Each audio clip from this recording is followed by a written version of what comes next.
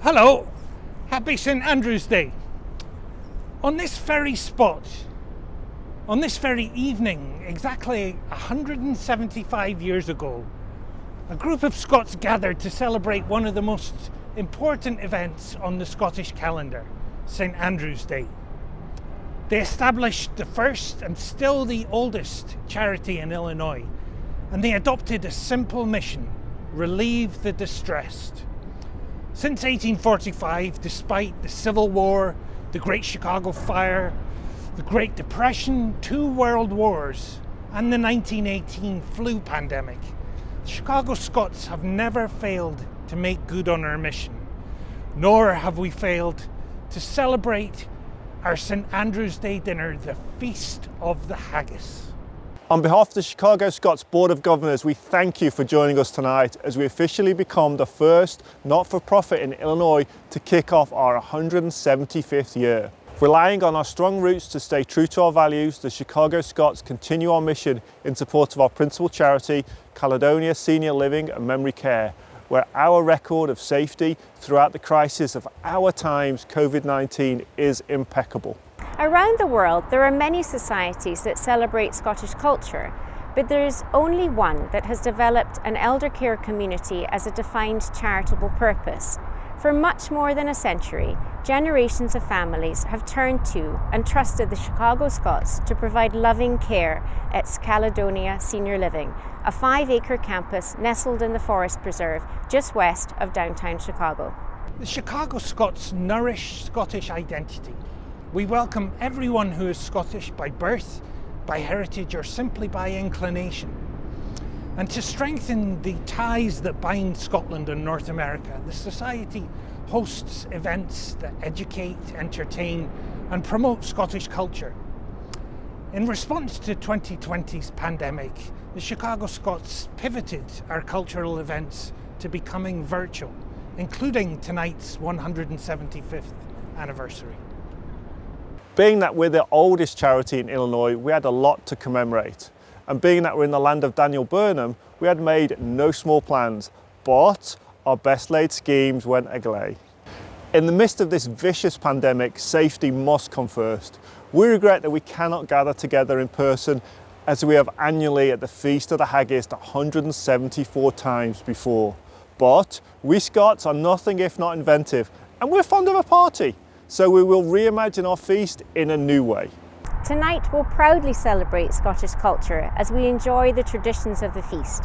We'll hear about the people, purposes, tragedies and triumphs that have marked the Society's 175-year history. We'll present the highest honour our Society bestows, the Distinguished Citizen Award. In recognition for all he does for our community, especially the Scottish home, we are very proud to announce that the 2020 Distinguished Citizen is Peter Georgeson. We will also inaugurate a new award, the Makar's Medal, which will be presented every 5 years to the Poet Laureate, the Makar of Scotland. The Makar's Medal will celebrate the enduring resonance and relevance of Scottish identity, our cultural heritage, our contemporary place in the world, and what being Scottish will mean to the generations to come. The inaugural recipient is the critically acclaimed poet, playwright and novelist, Jackie Kay. Let us begin by raising a toast to the Chicago Scots. The Chicago Scots.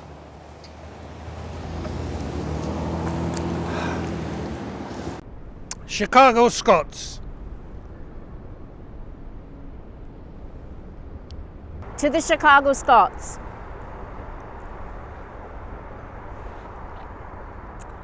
Now, let's get on with the party.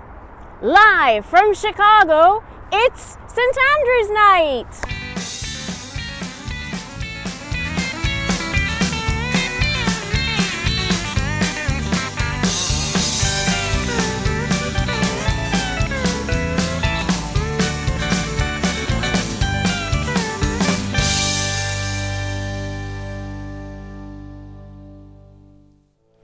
The history of the Chicago Scots is defined by incredible people.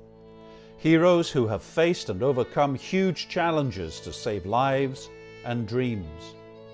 Tonight, we will take a journey through time to meet these heroes and hear their voices tell the Society's astonishing story. Let us travel back 175 years to the 30th of November, St. Andrew's Day, in the year 1845.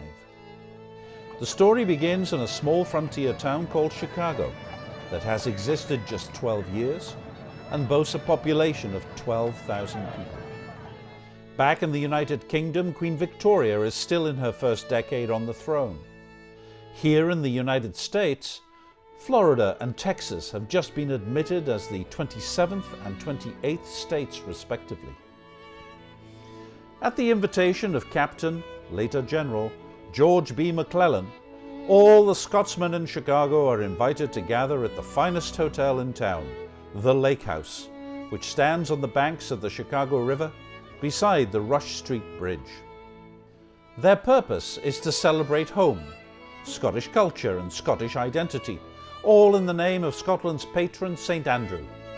It is, of course, a highly congenial event, and they agree to meet again to form a St. Andrew Society similar to those in Boston, New York, and Philadelphia. Called the Illinois St. Andrew Society of Chicago, the first meeting is held just a few weeks later in January 1846 to celebrate Robert Burns' birthday on the 25th of January. 17 men attend the meeting and 14 are elected to office. George Steele is named as the first president. A businessman, he was intimately involved in establishing the Chicago Board of Trade, where he served as president in both 1852 and 1853. The motto, "Relieve the Distressed," is adopted, and the society states, organized thus to mitigate the evils and vicissitudes incident to life, the society will seek to advance by all legitimate means the social improvement of its members, encouraging and stimulating under its auspices the formation of clubs which shall have for their object the development of physical energy and the elevation of moral character. Poignantly, they lay out a clear purpose that no deserving Scot in need would ever go hungry or homeless or without medical care or be buried in a potter's field. And so it was that charitable service, cultural celebration, and a spirit of inclusion were baked into the very DNA of this new Scottish society. Good evening, ladies and gentlemen, lads and lassies. I'm Dan Casey from Dumbarton, son of the Rock. As last year's honoree of this 175-year-old charity, and it is the oldest in the state of Illinois, I congratulate Peter Jorson for being recognised as this year's honoree. Peter has been an important benefactor for many more years than the 20 years that I've been on this board. Thank you, Mr. Jorson. The Society has created a new award in honour of the 175th anniversary, the Makar's Medal. That will be given to the seated Poet Laureate of Scotland every 5 years. It's a pleasure to congratulate Jackie Kay for being named the inaugural recipient of the Makar's Medal. Jackie, you are an important literary figure and the voice of reframing Scottishness today. Your voice is more important today than ever. We look forward to hearing from you and very much look forward to seeing you in Chicago sometime soon. I left Scotland with Donald Smith, who's from Mull, after we served our apprenticeship as tool and die makers. After 10 years in America, designing and studying and checking out the market, Donald and I founded Sterling Engineering, an automation engineering service company. We used our Scottish manufacturing training to benefit our customers and treated our employees as we were taught to treat people at home. Today, Sterling Engineering is a company that employs 500 people. The Scotland that I left is often recognized as the land of golf, bagpipes, whiskey, and shortbread. But today, in addition to that, Scotland is the place that receives more global investment than any other region in the United Kingdom outside of London. Scotland has 4 of the leading universities of the world. Scotland is a leading pioneer in the efforts to reach carbon neutrality, and 90% of its energy today is green, in part because of our advanced wind energy expertise. The United Nations will hold its environmental conference in Glasgow next year. Scotland is also home to some of the finest restaurants in the world. These are all good reasons for you to come visit Scotland and enjoy our islands and highlands. Here in America, we are the Chicago Scots. Whether it's your Scottish roots that brings you here, or just because you like us, or as Gus always says, if it's simply by inclination, you are welcome. Being a member puts you in great company. You can support our Caledonia home, where we treat seniors the Scottish way. And so far, touch wood, all of those residents are COVID-free. We also have lots and lots of fun things, like the Feast of the Haggis, this event, when we're not COVID, the Highland Games, and the Burn Supper in January. So come on in, join us. And now for the toast. Scotland punches way above its weight in innovation, influence, and progressive leadership in the United Kingdom and globally. So raise your glass to home, to the land that we love, to Scotland. It's smashing! The Chicago Scots value our partnership with the Scottish Government very much. We've enjoyed and appreciated working with Joni Smith, Rory Hedderly and their colleagues at the government's team in DC on some really great initiatives. And I want to thank them for the important work they do for Scotland and for the international community of Scots. And I also want to thank them for helping to bring a very special message to you today. Friends, this is a real honour. I'm so proud to introduce Scotland's First Minister, the Right Honourable Nicola Sturgeon. I want to send my very best wishes to everyone taking part in Chicago Scots St Andrew's Day Feast. It's great that your celebrations have been able to go ahead in this virtual format. For Scots and people with an affinity for Scotland, St Andrew's Day is a very special occasion. It's a day when people at home and around the world celebrate the history, culture and values of Scotland. And there are, of course, few places in the world where that celebration has more resonance than in Chicago, a city with incredibly strong Scottish ties.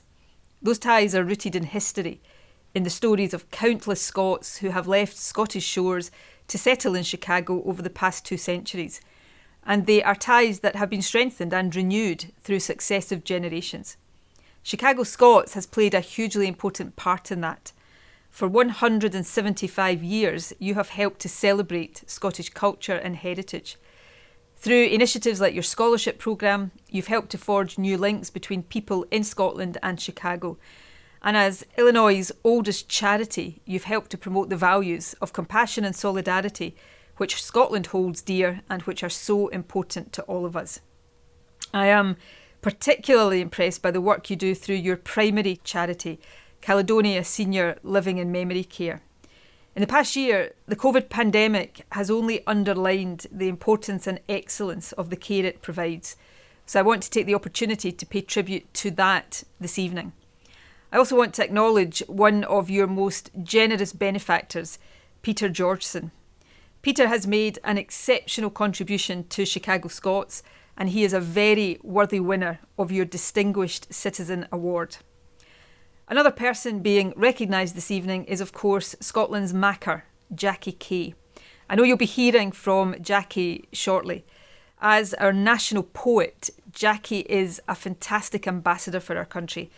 Her work reflects the richness, diversity and open-heartedness of modern Scotland.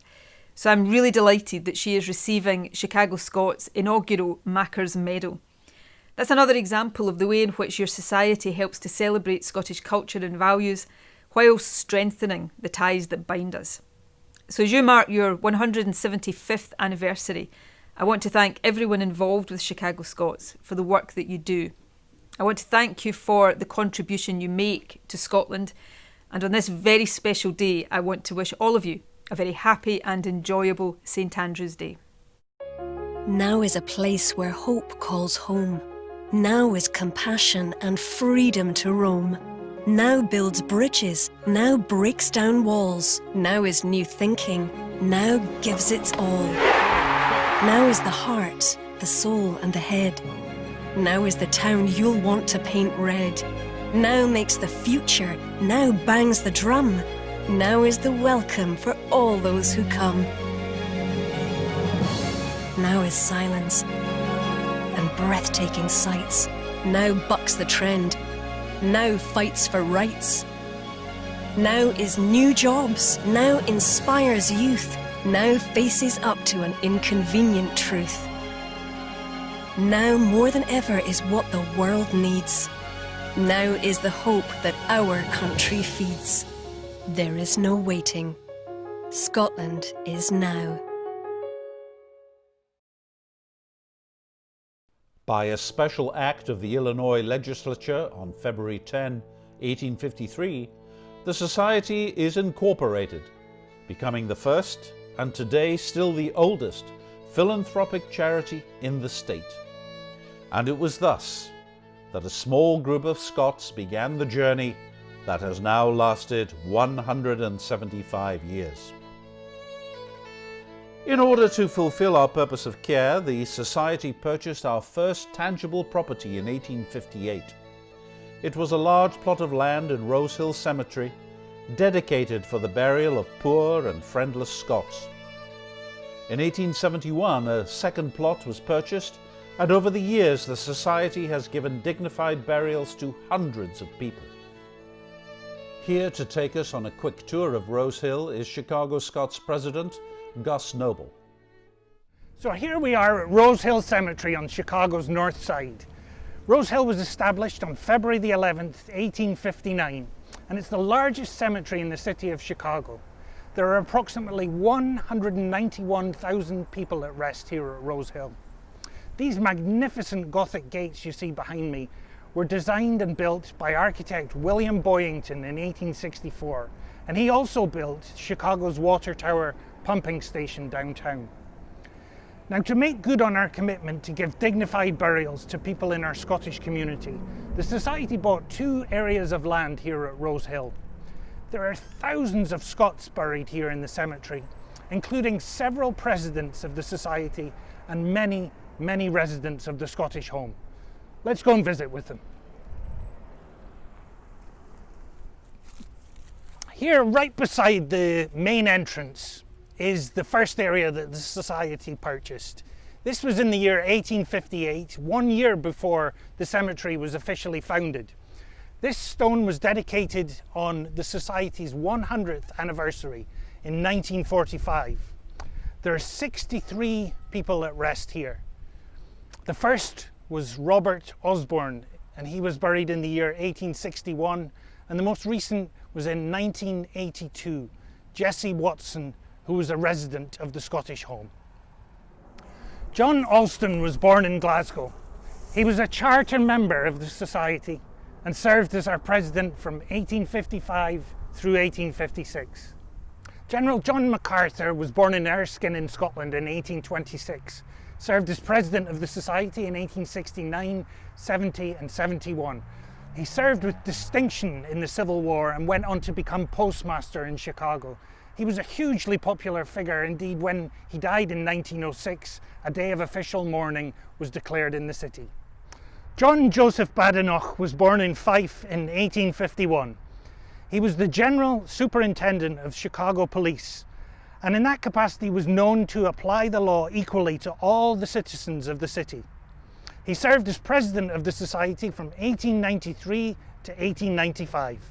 Robert Clark, who was born in 1831, served as president of the Society twice, in 1872 and then in 1885 and 1886. You know, one of the names that seems to come up most often when you look through the historical records of the Society is that of Reverend James McLagan. He came to Chicago to pastor at the Scottish Presbyterian Church, and he gave the prayers of dedication at the Scottish Home when it was built and at the Robert Burns statue. It was said that he married more Scottish couples, baptized more Scottish babies, and buried more Scottish dead than any other pastor. And here's David Forgan, a banker, a world-class golfer and a master storyteller. Throughout the history of this great society, you'll find that generation after generation of families have been willing to put their shoulders to the wheel in service. And so it is with William Harrison Fettridge, who accepted our highest honour, our Distinguished Citizen Award in 1980, and his son Clark Fettridge, who today serves on our Board of Governors. Another Scottish father and son who are incredibly dedicated to our Scottish society are William Alexander, who accepted our Distinguished Citizen Award in 1995, and his son Jim Alexander. And here's John Crerar. He was born in Nova Scotia in 1857 and served as president of the society in 1912. Walter Scott Bogle was born in New Hampshire in 1852 to Scottish parents. He spent his career in the coal industry and served as the president of the society in 1901, 2, 3, 4 and 5. When he died, his funeral services were conducted in Rosehill's May Chapel, just over there.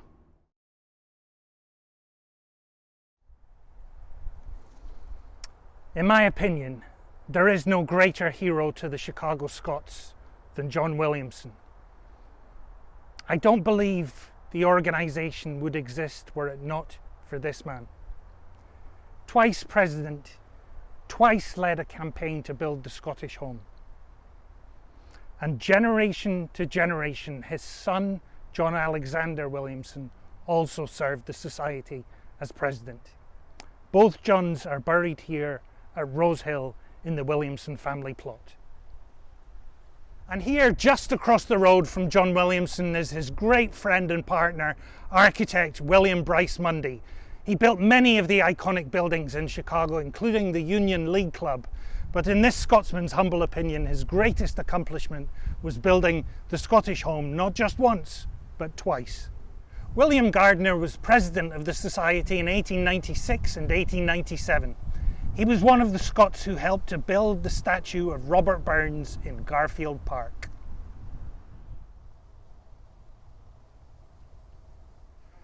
There are also two presidents of the society who lie peacefully here at the mausoleum at Rosehill.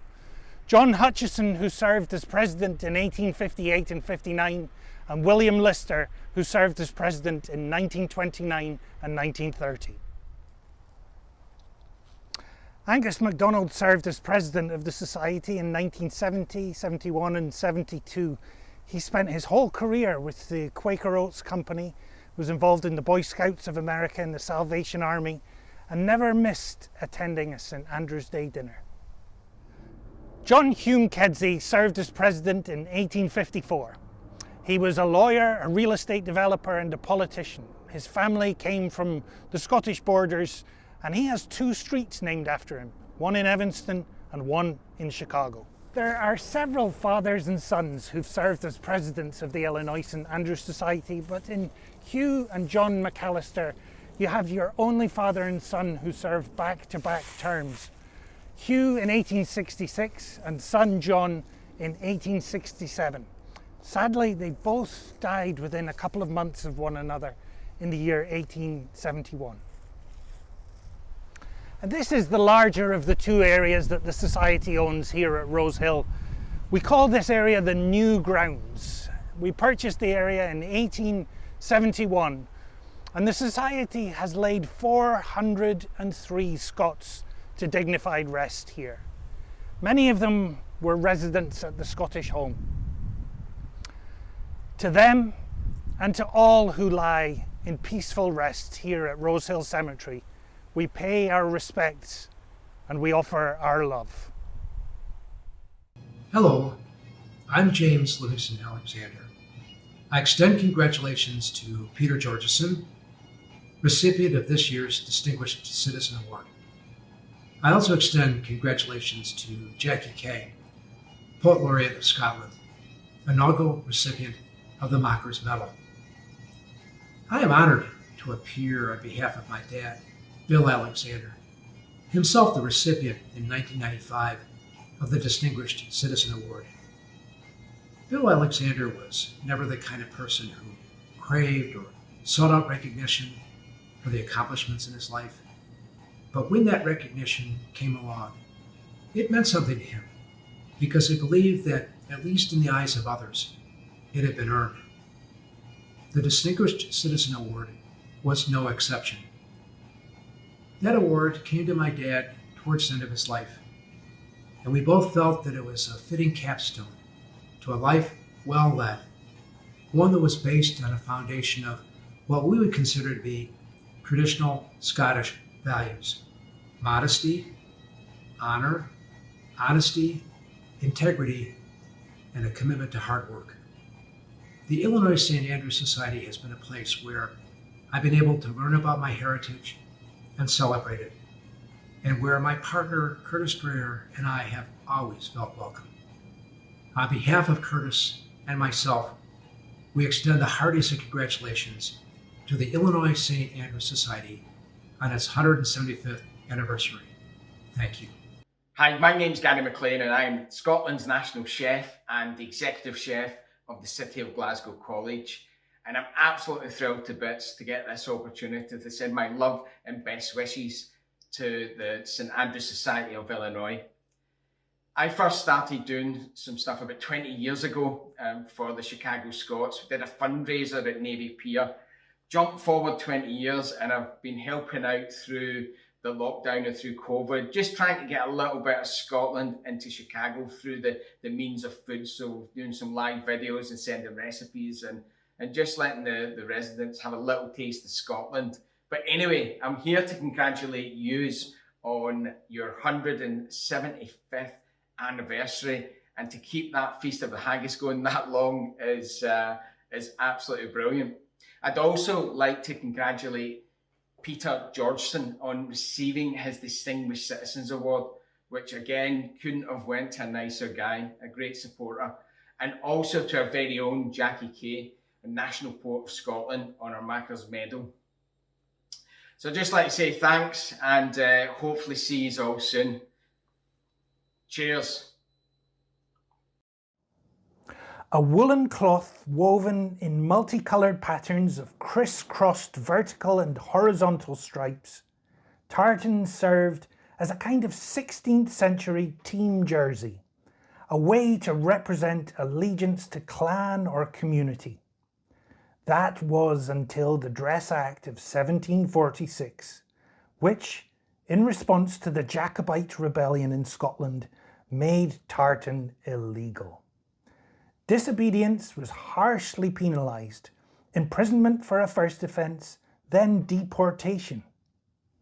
Tartan is now found in almost every aspect of pop culture, from the catwalks of Paris and Milan to grunge rock and hip-hop.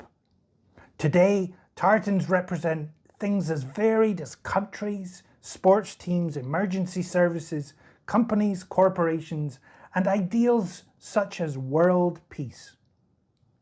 Here in Illinois, we have many state symbols, including a state pie, pumpkin, a state folk dance, square, and a state amphibian, eastern tiger, salamander, but no official state tartan. To remedy the situation, in 2010, the Chicago Scots asked and the governor agreed to make our Illinois St. Andrew Society tartan the official tartan of Illinois. So whether they're Scottish by birth, by heritage, or simply by inclination, all Illinoisans have a tartan of our own. In 1850, as the society took shape in Chicago, an eminent lawyer called Abraham Lincoln had served 2 terms in the House of Representatives. He became one of the most famous lawyers in the state of Illinois, and many members of the society supported and helped Lincoln's ascent to the presidency. During the Civil War, the Chicago Scots stayed loyal to Lincoln. Colonel, later General, John MacArthur, who became president of the society, led the 12th Illinois Infantry. The 65th, also from Illinois and nicknamed the Scotch Regiment, was led by Colonel Daniel Cameron, who served as society president in 1862. Greetings, fellow Scots. We're delighted to be here today to celebrate the 175th anniversary of the Illinois St. Andrews Society. What a tremendous occasion this is, and we've adapted as Scots always do, and we're doing this virtual. So I trust you're having a wonderful time in your home as you celebrate with us this tremendous occasion. It's important to recognize that the Scots, of course, were central to the founding and development of America. In fact, 34 of the 46 presidents have substantial Scottish blood running through their veins. And today we're here to celebrate the marvelous achievements of Peter Georgeson, as well as the Poet Laureate of Scotland, as we celebrate this wonderful occasion. Remember, throughout the history of America, Scots were famous entrepreneurs, developers, and great Americans, and celebrated many times things that they wanted to do to advance our country. And today in Chicago, we have wonderful Scottish families, the Stuarts, Carson Peary Scott, and of course the Armours of great Scottish background. So today, I would like to pour a little bit of Scotch. The Scotch I'm pouring is Crawford Scotch, one of the great Scotches of Scotland, and we're going to have a little bit of toast to you today. So, to the land we love, the United States of America. Good evening, fellow Scots, fellow Americans. My name is Tom Campbell. I had the tremendous honor of having received the Award of Distinguished Citizen of Scottish Ancestry in 2005, 40 years to the day after my father had received the same award in 1965. It was a tremendous honor as well to follow the example of my friend, my mentor, my model for public service, Judge William Bauer, who won the award in 1999. I also want to mention the tremendous influence on my life of my older brother, William Campbell Jr., who served the St. Andrews Society for many years from his capacity in the legal profession in the city of Chicago. The award that is being given tonight is to Peter Georgeson, and I wish to offer my congratulations to Mr. Georgeson and note how he is continuing the tradition of Scottish Americans who make a success in the forging industry. I think of Andrew Carnegie and think, now there is a man who knew how to forge steel, perhaps on a slightly larger scale than Mr. Georgeson, but nevertheless the same principles, the same kind of industry, and giving jobs for people in America, particularly in the case of Mr. Georgeson, all 100% employee-owned company, the Scots Forge, which is a tremendous way of bringing people into the creation of opportunity for others by giving them the share and the ownership. I was asked what most touched me in my own career as an American and of Scottish ancestry, and I'll tell you what it is. It's persistence. I was privileged to be a United States Congressman for 5 terms, to be a state senator in my now home state of California, and to be the Director of Finance for the state of California, an economy that would be 7th in the world if we were a separate country. And the lesson that I took away and continue to this day is that persistence is the most important attribute, that you don't always win an election, you don't always have an outcome of a policy nature that you may want, but that you are committed to continuing the effort. If you are convinced of your moral rectitude, that you are on the right path to help others as God gives us to see that path, then keep at it. Even if you don't always make it, you will be justified by the effort itself, and the consequences will take care of themselves.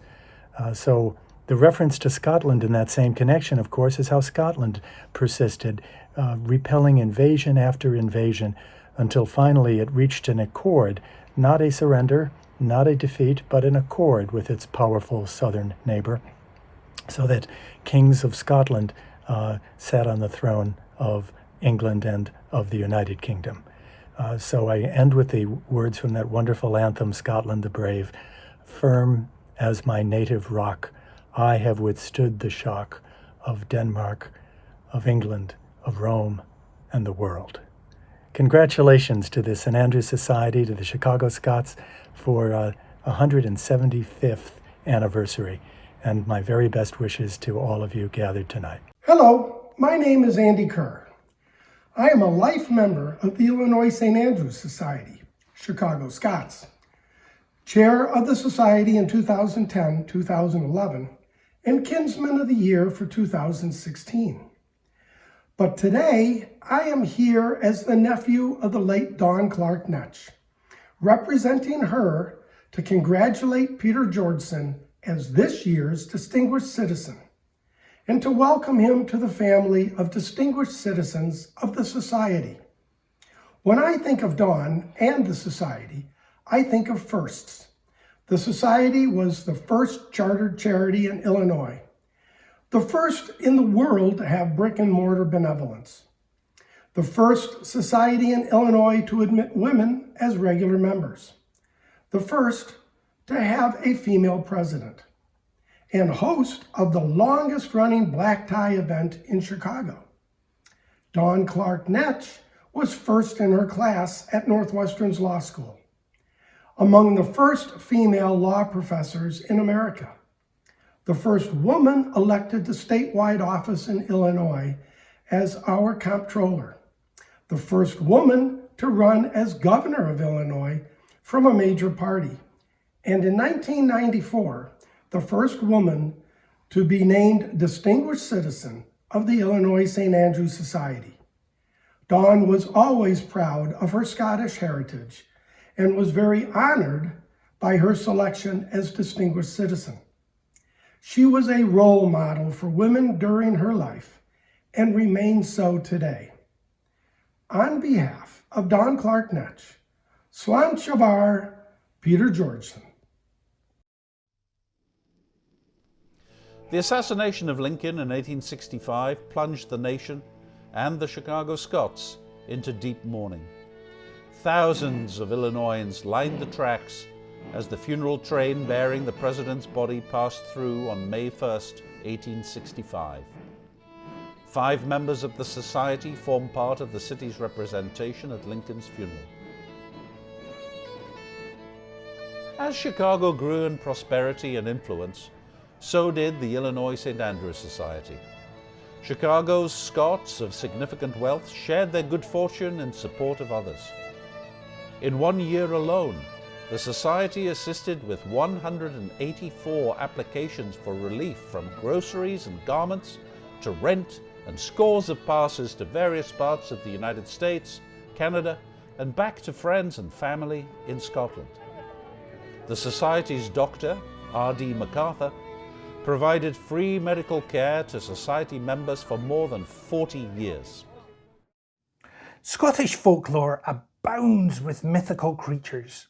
Among these are the Kelpies, malevolent, shape-shifting, aquatic water horses that legend says inhabit Scotland's rivers, appearing on the banks as friendly ponies to tempt, trap, and drag passing children into the water and then devour them.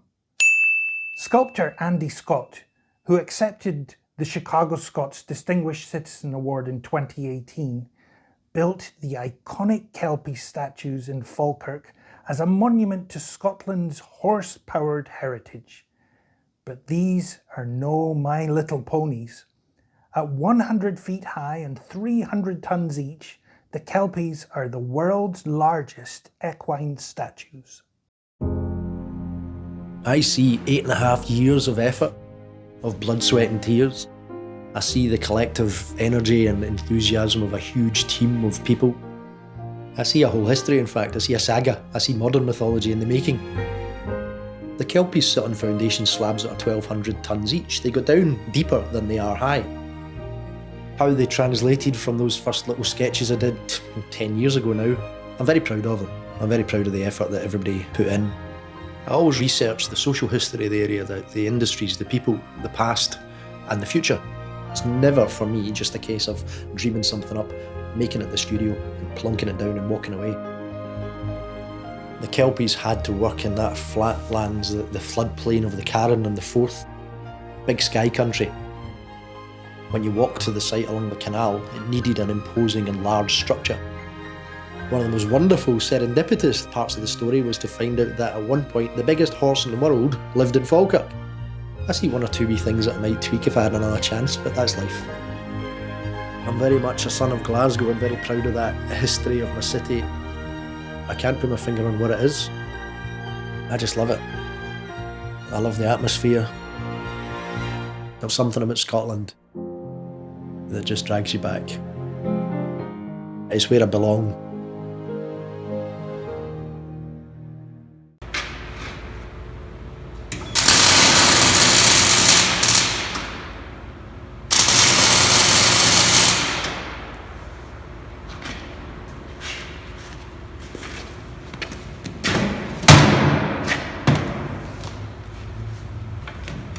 Hello everyone, I'm in Chicago. It's nice to see you all. I hope you're all well and doing okay in these difficult times that we're enduring just now. And I just thought I'd say a few words and wish you all the best for the feast and let you see what goes on in my studio. I've been here in the States now for nearly 4 years, and one of the high points was receiving the Distinguished Citizen from my lovely friends in Chicago. And I just thought I'd let you all see what it's all about and how I come to deserve that accolade that you gave me all those years ago. So let me show you around the studio and show you what's happening here in Philadelphia. So if you follow me this way, we'll start at that end and we'll walk back down the other end. So come this way.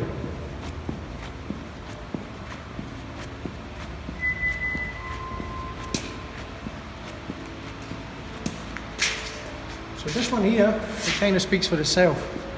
There's a big lynx made out of steel. They're all made out of steel, in fact, but this one is one of a group of 3. You'll see the others in a moment. But it's about 19 feet long, 9 feet high at the back end there, and it's a private commission for a property up in New Hampshire. Just about finished. You can see the white cable hanging out there is actually for the lights. This one's going to have lights on the inside, which are going to illuminate it at night, so it's going to be pretty special when it's finished. But there you go. So there's a big one of 3, a big lynx taking shape nicely. And then as we walk back up into the main part of the studio, here is a horse head which are called Zephyr. And this piece has been bought by colleagues of ours, clients we've worked for before, and they've bought this piece for their property down in Mexico. So this sculpture is going to be getting cleaned up. It's just got a bit dusty sitting in the studio for a while, but we're going to get that one all tidied up and sent down to Mexico, where it's going to reside happily for the rest of its time. So I'm looking forward to seeing that one going out the door very soon. Over the back of that you can see a copy of one that I did actually a soccer commission back in Glasgow in Scotland.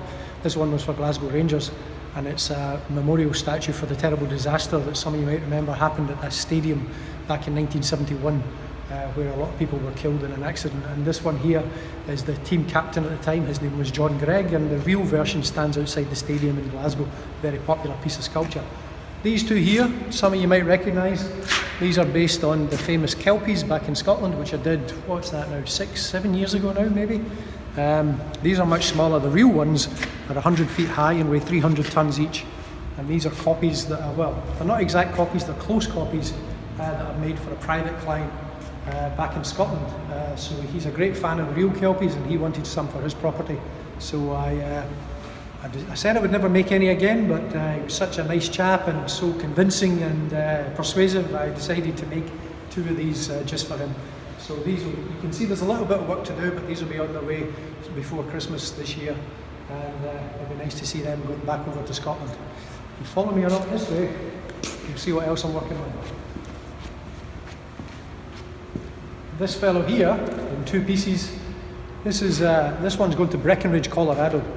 And Breckenridge is a ski resort way up in the mountains up above Denver in the Rockies. And they have a festival every year based on the Norse god of snow and skiing. His name was Ullr. And Ullr, they have a festival there, and Ullr's like the patron saint of Breckenridge in a fashion. And this, in fact, is Ullr. He's going to be firing his bow and arrow up into the mountains, and each arrow is going to have snowflake on the end of it. So it's all about bringing snow and a good ski season to the town of Breckenridge in Colorado. So this is the top half of him, and then right beside it you can see the bottom half. So essentially the top half is lifted up and joined onto the bottom. There's a bit of work still to do, it's not quite finished, but you get the general idea. of how that's coming together. This big eagle, you'll recall I said that was going to, the bobcat and the lynx was part of three sculptures for a commission. This is one of the other pieces. This eagle is also going to New Hampshire. Very nearly finished, very complicated piece to make with the cantilever weight on the wings, and you can see it's just about ready to go. We're just doing the final welding and some internal bracing before it gets taken to pieces and then sent off to be galvanised. All of the sculptures you see today are all going to end up a silvery grey colour once it's been dipped in molten zinc. So the eagle is just about there, and he goes on top of a rocky promontory on a hill on a private property up in New Hampshire. And then down at the end, you see this big stag. Now, as you see him at the moment, he doesn't have his antlers. His antlers make him too tall for the studio.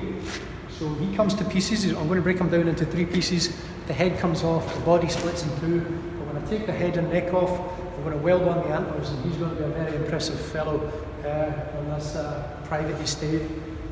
Quite an imposing character. They've cleared a bit of land in the forest for him beside a lake, so it's going to look very, very special. So there you are, that gives you an idea of what's going on in the studio. This is kind of the basic way that I work. You know, I like to have 2 or 3 sculptures going on at any given time, but because it's been such a difficult year, we have a bit of a traffic jam at the moment, as you can see, with just about 6 sculptures all ready to go. But you know, it's an exciting job. I really enjoy it, and it's been a real thrill setting up the studio here in the United States. And one of the highlights of my time here, as I said earlier on, was spending time with you all in Chicago. We wish you could be with you, and hopefully we'll join you the next time you have the feast in real life and we all get together again. We've got such wonderful, great friends in Chicago, and of course everybody at the Scottish home. I wish you all very well. One last note, one of the real high points was when I was awarded the Distinguished Citizen Award. It was beyond my wildest dreams to actually be given it by Professor Tony Jones. And Tony was actually in charge of the art school in Glasgow when I was just a wee lad at 18 years old, all those years ago. So it really was one of the thrills of my life that Tony was able to give me that award back in Chicago. So look, on that happy note, I'll wish you all well. Here's fingers crossed 2021 will be a more happy year than this. It's been a very difficult time for us all, but onwards and upwards. I hope you enjoyed your look around my studio, and I hope to see you all. Hanneke and I will get back over to Chicago, see you all sometime very soon. I just wanted to take a moment out of the day to wish you all hearty congratulations on 175 years of Chicago Scots. What a fantastic milestone, and you must all be very proud of everything you've achieved, and here's to many more years to come. And yeah, well done and congratulations on that. I'd also like to wish hearty congratulations and best wishes to Mr. Peter Georgeson, the recipient of this year's Distinguished Citizen Award. Very well done to you, sir. I know you're a very worthwhile recipient, and I know, like me, you're also a man of steel. So from me here in my studio in Philadelphia, best wishes to you all. Congratulations to Peter, and I hope we all get together sometime soon to celebrate in style. Thank you very much. Cheers, all the best. Bye. Congratulations, Peter and Jackie. What an amazing evening. In 2002, I stood where you're standing when I was honoured by the Society, and that is a memory and a recognition that I will cherish for the rest of my days. I'm sorry we're not all together, we know why, but there we are. Please, let me just drink this dram of Lagavulin in your honour. Slanjabar.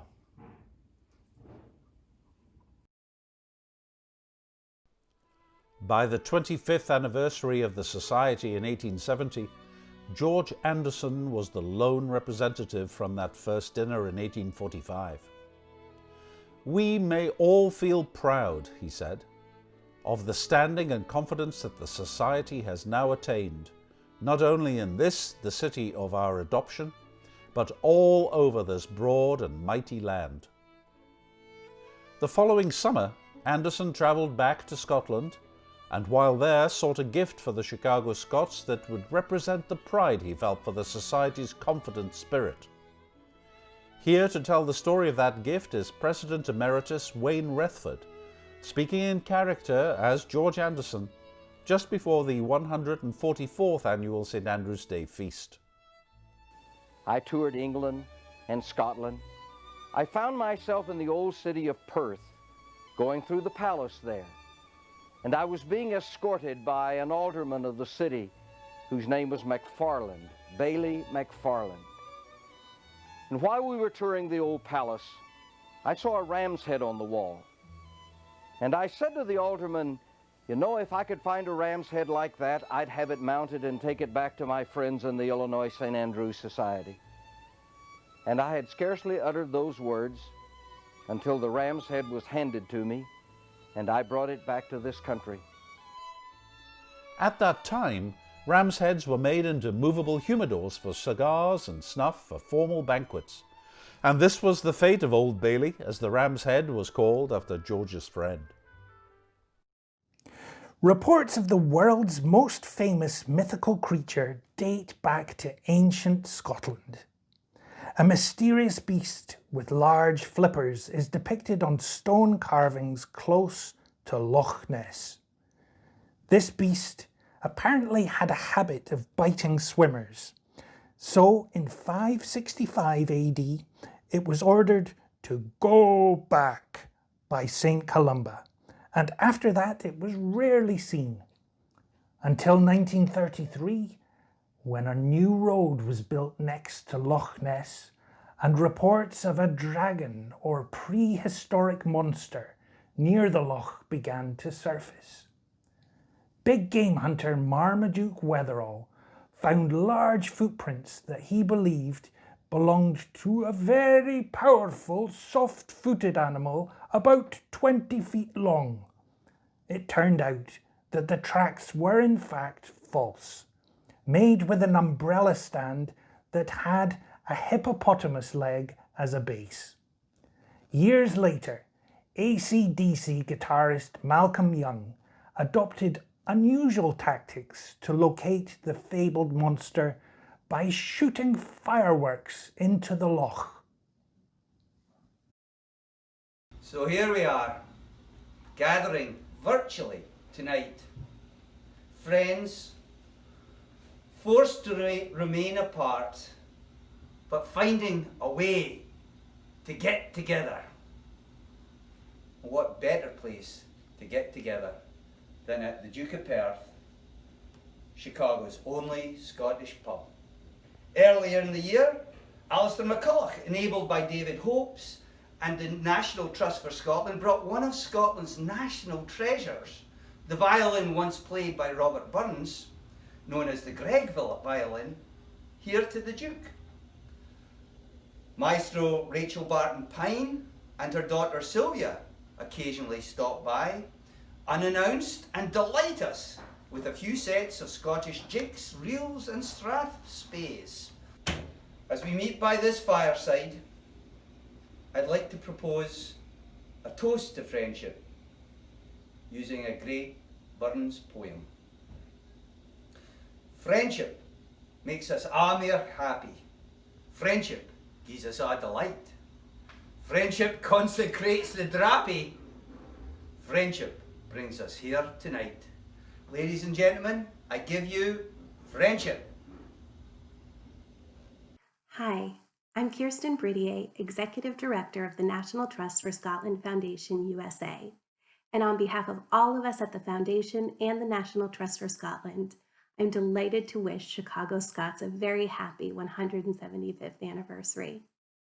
Earlier this year, we were thrilled to partner with Chicago Scots to bring the Greg violin, which was once owned by Robert Burns's dancing master, to Chicago, where it was played for hundreds of individuals, including seniors from the Caledonia Senior Living Center and young violinists just starting out on their musical journey. It was such an amazing partnership. We've worked with Scottish organizations all over the US, and the thing that really sets Chicago Scots apart is your dual commitment to your community and to Scottish arts and culture. Congratulations for 175 years of wonderful work. In 1870, a spirit of great confidence inspired the Society to make great plans for the future, raising money to build a charitable old people's home, open a hospital, erect a statue of Sir Walter Scott, and establish an office downtown to host all the Scottish organisations that flourished at that time. These plans were to be presented along with Old Bailey at the 26th St Andrew's Day dinner on 30 November 1871. But it was not to be. On Sunday, 8th October, the Great Chicago Fire began. The following graphic account was included in the Society's annual report. The flames, urged by a strong southwest wind and fed by blocks of wooden buildings and miles of wooden streets, rushed with irresistible fury over the river, through the very heart of the city, leapt the Chicago River for a second time, and with widening current swept everything before them until their course was stayed by the waters of Lake Michigan. During the whole of Sunday night, all of Monday and Monday night, the fire continued to burn, and it was only on Tuesday morning that its progress was stayed. At about 3 o'clock on Tuesday morning, it finally began to rain. According to the Society's annual report, almost 90% of the membership suffered a complete loss of homes and belongings. All of the Society's records, papers, photographs and property, having been held in a downtown office, were destroyed. The Society's leaders sent out an urgent call for help to Scots all around the world. The call was heard. Donations poured in from all four corners of the planet. St Andrew's societies, companies, individuals, churches, towns and cities all sent money. The city of Glasgow sent £5,000, a significant sum in 1871. The Scottish Charitable Society of Boston cancelled its St Andrew's Day dinner and sent the proceeds to Chicago. Our St Andrew's Day dinner went ahead as planned. 120 showed up at the Briggs house. Reports tell us that the walls were empty of flags, pictures and banners, all destroyed by the fire. The smell of smoke lingered in their kilts and clothing. Men who once were wealthy now found themselves to be penniless. George Anderson was there to present Old Bailey to the Society. I want to give you this ram's head. And I said to the president who had just been elected, General John MacArthur, General, as long as the Society shall exist, this ram's head is to appear at each anniversary dinner, and on each New Year's Day, you're to have the ram's head on your dining room table, whether you have open house or not, full of snuff and cigars, as long as the Society shall exist. And so it is. Despite the Great Fire, the Great Depression, the Civil War, 2 world wars, and the 1918 flu pandemic, the Society has never failed to host our anniversary dinner, the Feast of the Haggis. And we always make good on George Anderson's wish. At the beginning of every St Andrew's Day feast, Old Bailey is passed from chair to chair and has come to represent the resilience of our community, to symbolize the enduring resonance of the Society, and remind us all that the purpose of the Society is far more than any individual. Greetings from Edinburgh, Scotland. Congratulations to all at the Illinois St Andrews Society on reaching your 175th anniversary, the oldest charitable corporation in Illinois. I am proud to have been a Chicago Scot during the 17 years I lived and worked in that great city. It was a privilege to serve as chaplain to the Society during my time there, and an honour to be named Distinguished Citizen in 2014. The only drawback was transporting the incredible heavy statuette across the Atlantic, where it sits proudly in our house. My wife Missy and I have fond memories of St Andrew's Tide dinners, Burns suppers and Highland games. And well done on the incredible care being offered at the home. As they say here, lang may your lum reek. a prayer for the 175th anniversary of the Illinois St Andrews Society. Let us pray. Gracious and loving God, we give you thanks for the history and the present work of the Illinois St Andrews Society at this time of anniversary celebrations. We are grateful for its work in promoting the heritage and culture of Scotland and in caring for those among the most vulnerable in our society. We ask your blessing on those in positions of leadership. Inspire them with a vision for the society as it might be, where love of neighbour and concern for one another drive out discontent and strife, anxiety and fear. Grant that they may work together in the future with one heart and will, with sympathy and understanding, to serve the common good, to help people in trouble and despair, and to care for those who most need care. And grant that in this work, the true happiness will be present in the society. Through Jesus Christ our Lord. Amen. The years after the fire were spent rebuilding lives. Although the Society's great plans were shelved, our charitable mission continued. The Society received 300 applications for relief. We loaned money without interest for housing, purchasing inventories, and rebuilding factories. Industrialist John Creera, a leading member of the Society, left a large sum to be dispensed to help needy Scottish families. We buried many people in Rosehill Cemetery. Their lives devastated, the Society helped send 75 people to live with relatives in various parts of the country or back to Scotland. Good evening and congratulations to Chicago Scots. As Illinois' oldest charity established as the Illinois St. Andrews Society, you have set the standard for how charitable organizations grow and address their mission. On behalf of the Illinois Department of Public Health, allow me to lend my voice to all those celebrating your organization's 175th anniversary.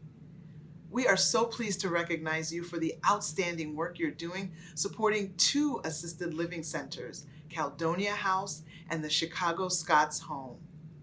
Both of these assisted living facilities are examples of the commitment and love that all of you bring to the work on behalf of your organization and the residents and families who are the recipients of your great care. I would be remiss if I didn't recognize Gus Noble for his years of leadership at the helm of Chicago Scots. Gus, you are an example of stellar leadership, and I thank you for being a pillar in our assisted living community, and for sharing your talent as a mean bass guitarist also. Finally, congratulations to the 2020 Distinguished Citizen Honoree, Peter Georgeson, founder and owner of Scott Forge and a true friend of Chicago Scots, and international literary great Jackie Kay, recipient of the inaugural Makar's Medal Award. Thank you both for inspiring us to do more and give more of ourselves. Congratulations again, Chicago Scots, and enjoy the Feast of Haggis. Hi everyone, it's Ali Gourlay here from Walgreens Boots Alliance, or Walgreens as you would know in Chicagoland. I want to congratulate you for the 175th Feast of the Haggis, the first ever virtual Feast of the Haggis. You know, I was so proud to receive the Distinguished Citizens Award in 2018, and also to work with Gus and Don and the team to actually launch the Cycling Without Age initiative, which I know has been so successful in the home. I also want to congratulate warmly Peter Georgeson for his Distinguished Citizens Award this year, and also for Jackie Kay for the Makar's Medal for poetry, of course, as well. I'm so proud to be Scottish and so proud to be part of this association. People made me feel really welcome in Chicagoland when I arrived with Margaret, my wife, in 2013. And of course, everything identified with Scotland and all of the immigration that's driven this magnificent country and this great city, I'm also proud to be associated with. So I hope everyone has a fantastic evening. I'll raise a whiskey with everyone here tonight, and of course, enjoy the Feast of the Haggis and the 175th anniversary of the oldest charity in Chicago. Have a great evening. Hi, I'm Marcia Bremner, and this is my family. Sean, Fiona, Jimmy. We're here in Chicago, and as a proud board member, I'm absolutely delighted to be celebrating 175 years of the feast. Congratulations to Peter and Jackie, our award honorees for 2020, and thank you all for supporting our elder care mission. Cheers. Cheers. Cheers. What could be more Scottish than golf? Actually, early versions of golf have been traced to Holland, Africa, even as far back as 11th century China. But the game, as we now know it, began in Scotland in the 15th century, when players swung sticks to hit pebbles into rabbit burrows. The word golf was first recorded in an Act of the Scots Parliament in 1457, when King James II banned ye golf to encourage archery practice. Resourceful Scots adapted it into a target game, hitting balls around churchyards at targets such as trees and gravestones. Unfortunately, not every player was expert, and there is at least one recorded death. An innocent bystander struck by a wayward shot near a church in Kelso in 1632.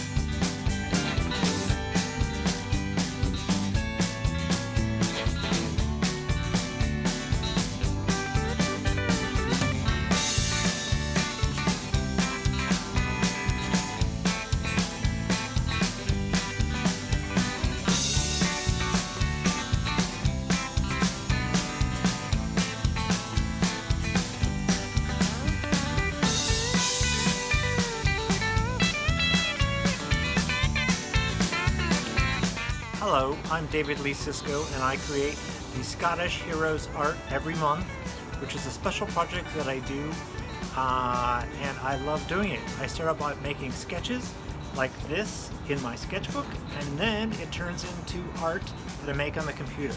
So I'm introducing the Man in Black, the hero for December, Johnny Cash.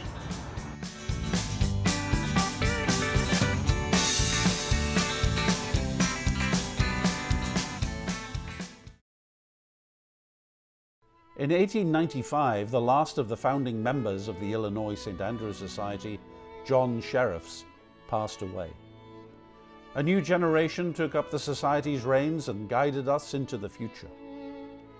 They may have had different names: Bogle, Creera, Williamson, McGill, Cormac and Forgan, but their commitment to relieve the distressed remained as strong as ever. The years that followed the 1893 World's Fair were extremely difficult, marked by periods of financial panic and depression. Within the Association of Scottish Organisations there was dissension, frequent mass resignations as well as rumours of deception and fraud. It was not easy to establish harmony among the Scots. Nonetheless, the plan to build a statue was rekindled, but it would be a monument to Robert Burns rather than Sir Walter Scott.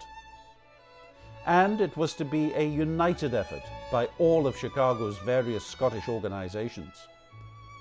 The renewed energy and enthusiasm followed the election of the first woman as director of the association in 1902. Meet Mrs. Elizabeth Ballantyne. She was president of the Women's Auxiliary Board. She got done what the many squabbling men could not. Without her, the monument would never have been built. The design of the statue was awarded to W. Grant Stevenson, a well-known Edinburgh sculptor.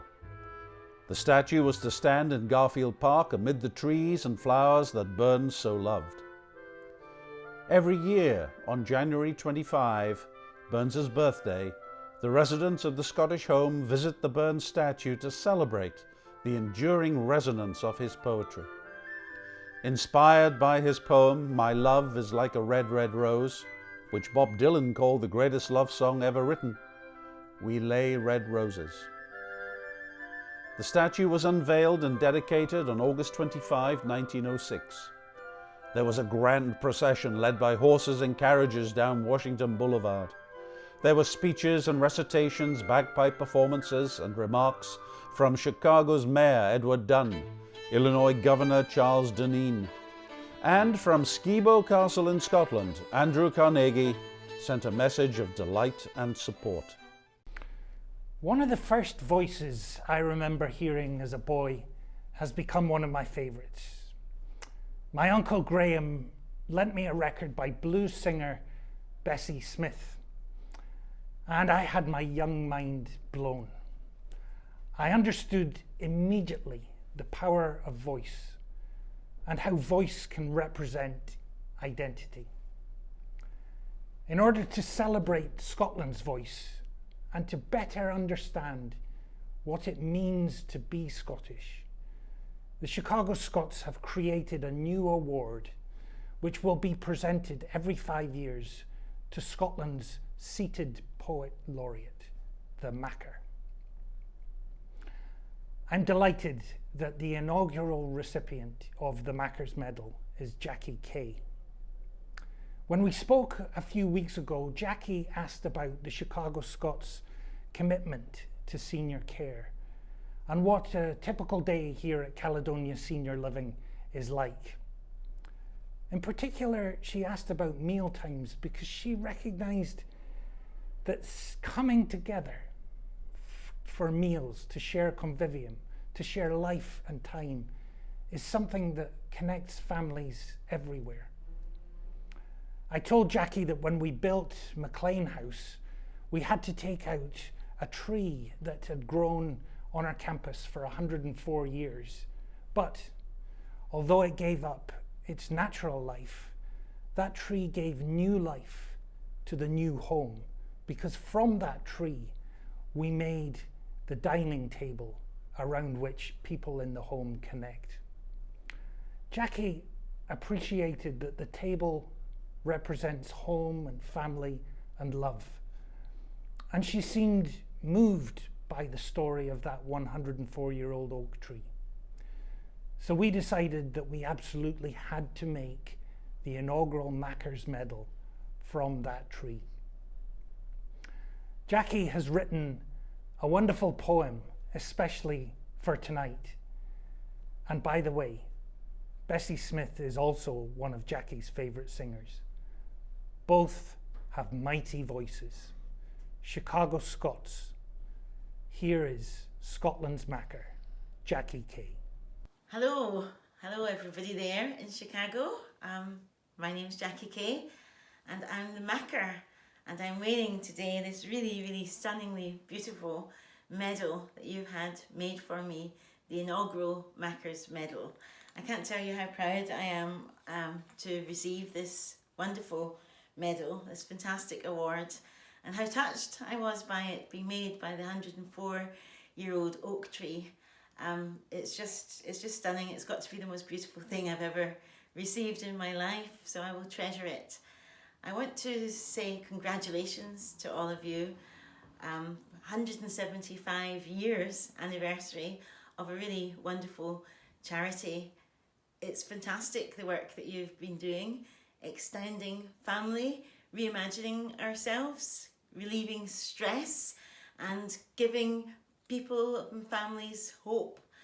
I was so inspired talking to Gus about the ethos of the home that I thought this is exactly the kind of home that I would like my mum to be in if she was in one. My mum has just turned 90 and I've just taken her out of her care home in Glasgow because it wasn't really what I wanted for her.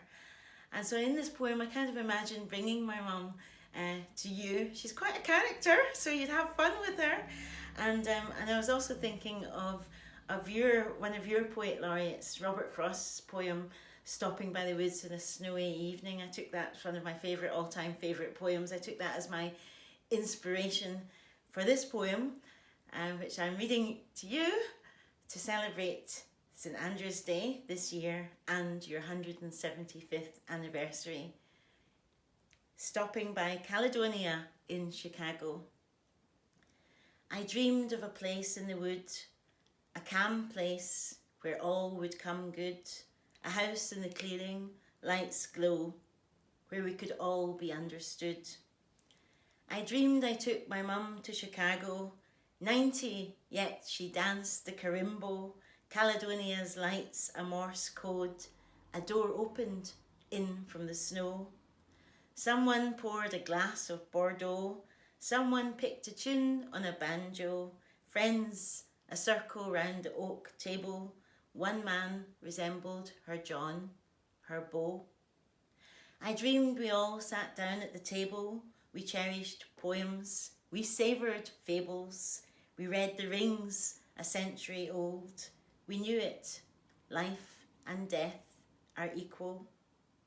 We raised our glass, Slanjiva, our ritual. Enjoy. Thank you. Hi, I'm Rachel Barton Pine, 2010 Distinguished Citizen. Together with Greg and Sylvia, I'd like to wish the Chicago Scots congratulations on the 175th anniversary of being such an important part of our community here in the state of Illinois. And a very special congratulations to Caledonia Senior Living and Memory Care for maintaining their perfect record of keeping their residents safe through these troubled and challenging pandemic times. Bravo to Jackie Kay and Peter Georgeson. It's such an honor that both of you are joining our family of award recipients. Scottish identity to me is hearing the sound of the Scottish instruments and feeling in kin with our Scottish friends and their traditions. As someone who's Scottish by inclination, I love learning about all of the accomplishments of Scotland's past, from political thought to inventions to amazing melodies, enjoying the present, getting together with all of those who share common values and visiting Scotland herself, the islands and the cities. And I'm so excited to see what the future holds, especially all of the melodies that have yet to be written. Hi, my name's David Hopes and I'm Head of Collections and Interiors with the National Trust for Scotland. I was also Director and Curator of Robert Burns' Birthplace Museum in Alloway. One of the treasures from that collection is the Greg fiddle, which Burns heard when he was taking dancing lessons as a teenager in the village of Tobolton, and almost certainly played. We brought that to the States in 2020, and our first stop in Chicago was the Caledonian Senior Living and Memory Care Campus during your 175th anniversary year. It was played by Alistair McCulloch, one of Scotland's finest fiddlers, and it was a unique occasion really to share with you the music that heard from that same instrument. We were lucky to see at first hand the extraordinary work of the Chicago Scots. And although I can't be in Chicago at the moment, and I can't even be in Alloway at the moment, I'm stuck in my flat in Glasgow because of the travel restrictions, I've got a small piece of Alloway here, which I think is quite appropriate for this occasion. It's a word which used to hang in the museum before we were refurbished a number of years ago, and it's a Scots word, and it's my favourite Scots word, unco. So it means uncommon, and it was used by Burns a lot. My favourite work by Burns is a satire addressed to the uncogid, addressed to the uncommonly good, where Burns shines a light on hypocrisy in particular. Very, very powerful piece. But Burns also uses it famously in his great work Tam O'Shanter, which is set in Alloway. So Tam is in the pub, very comfortable. He was planted uncorrect. He was planted uncommonly right.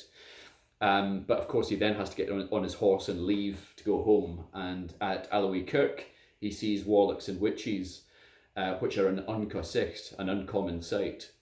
Now, as an adjective, I think it really sums up, describes very well the work of the Chicago Scots.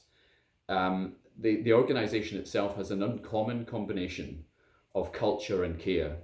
It's a little piece of Scotland in the US that we discovered, and it's a home from home. It's planted uncorrect, as Tam was. So here's to the next 175 years of the Chicago Scots. Have an uncogid celebration. Thank you for the work you do, and thanks in particular to Gus Noble for the tie. Take care. By 1890, the Society had taken on total care of several individuals, and so they revisited the plan to create a home in which aging men and women could spend their final years in comfort and dignity. And in 1901, the first Scottish Old People's Home, as it was called then, began operation. The Society rented a two-storey brownstone building at 547 Bryant Avenue, which is now 35th Street. By 1909, the building reached full capacity. So, following the donation of 5 acres of land by Dr. John McGill, the board, led by President John Williamson, set about the task of raising the funds to build a home of our own. It took just 1 year.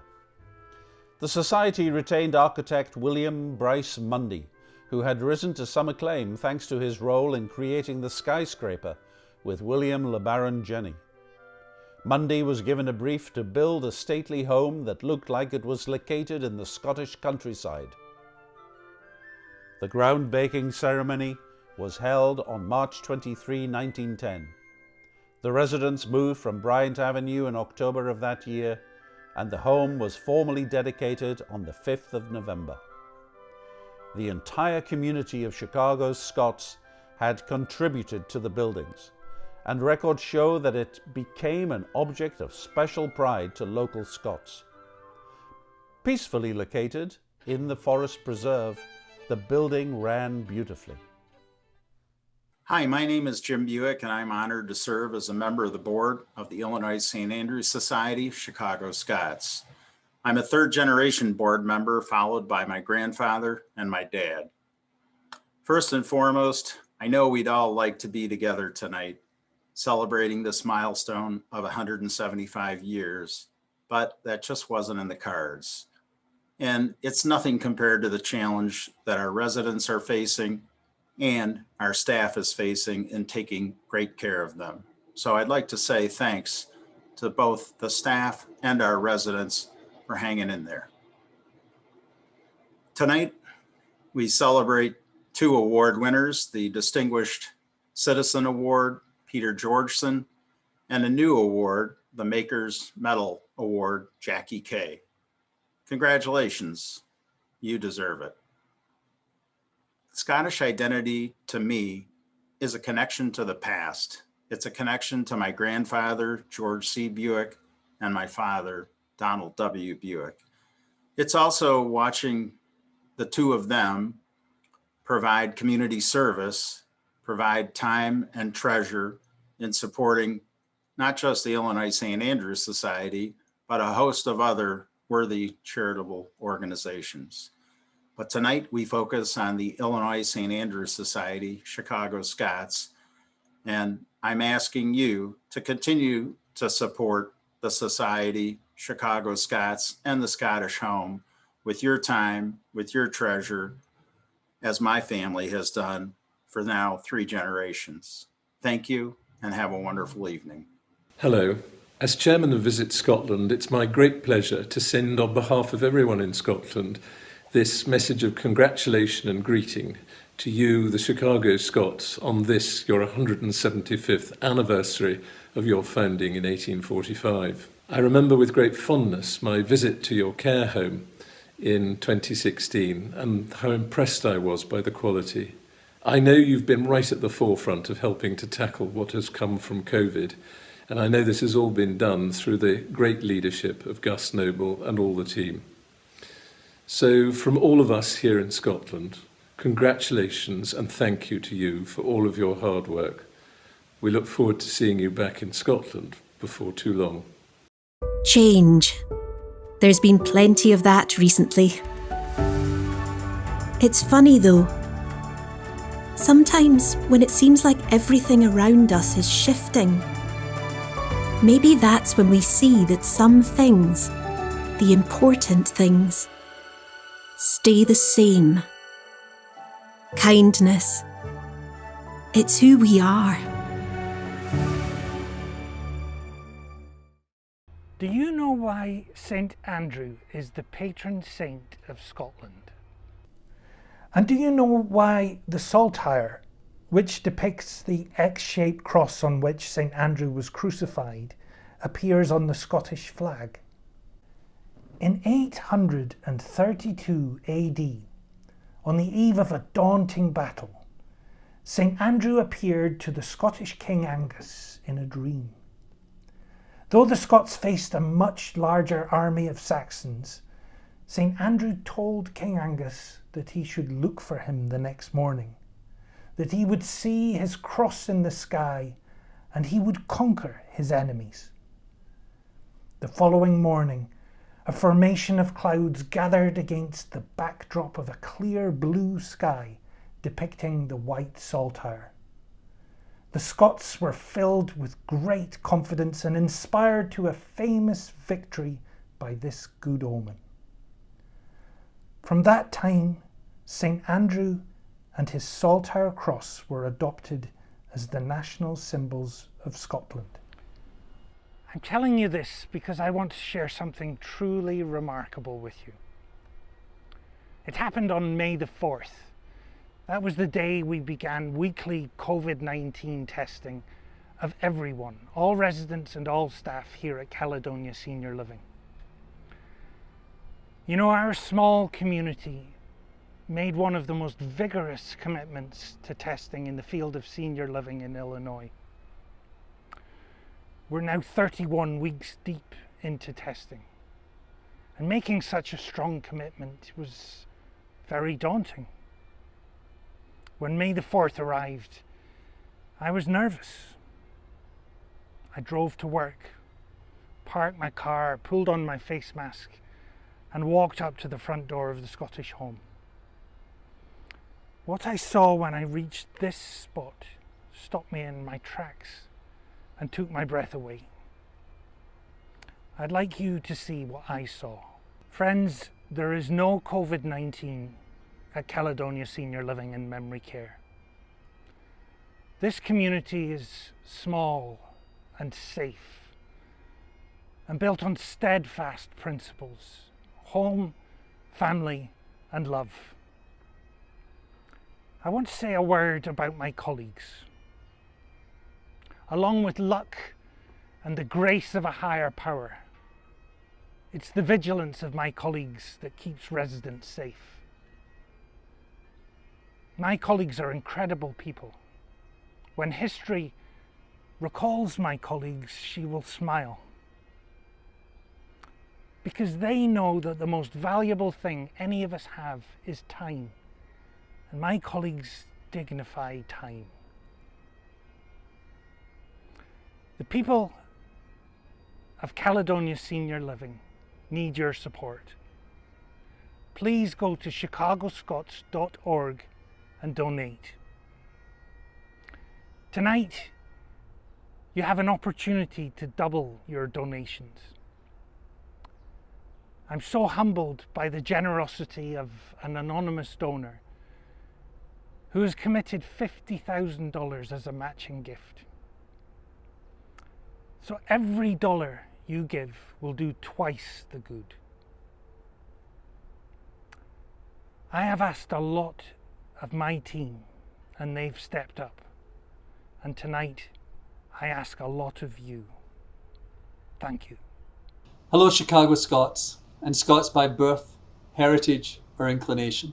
I'm Alan Cram, and I'm your Distinguished Citizen from 2016.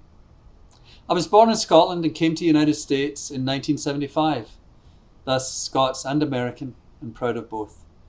It's amazing to think that this is the 175th anniversary of the Feast of the Haggis, and that the Illinois St. Andrews Society is the oldest non-profit in Illinois and has the longest running black tie celebration in Chicago. I fondly remember the night that I was inducted as a Distinguished Citizen and would like to congratulate this year's Distinguished Citizen, Peter Georgeson. I never thought of there being a Scottish identity until I met Gus. But I think there are a number of distinguishing characteristics that transcend any nationality and are aspirational, that are part of an identity that we wish for all Scots, regardless of where they were born or where they live now. The first one is as important today as it was in Robert Burns' time. We have always and will always believe in equality for all. A second is a belief that education will lead to success.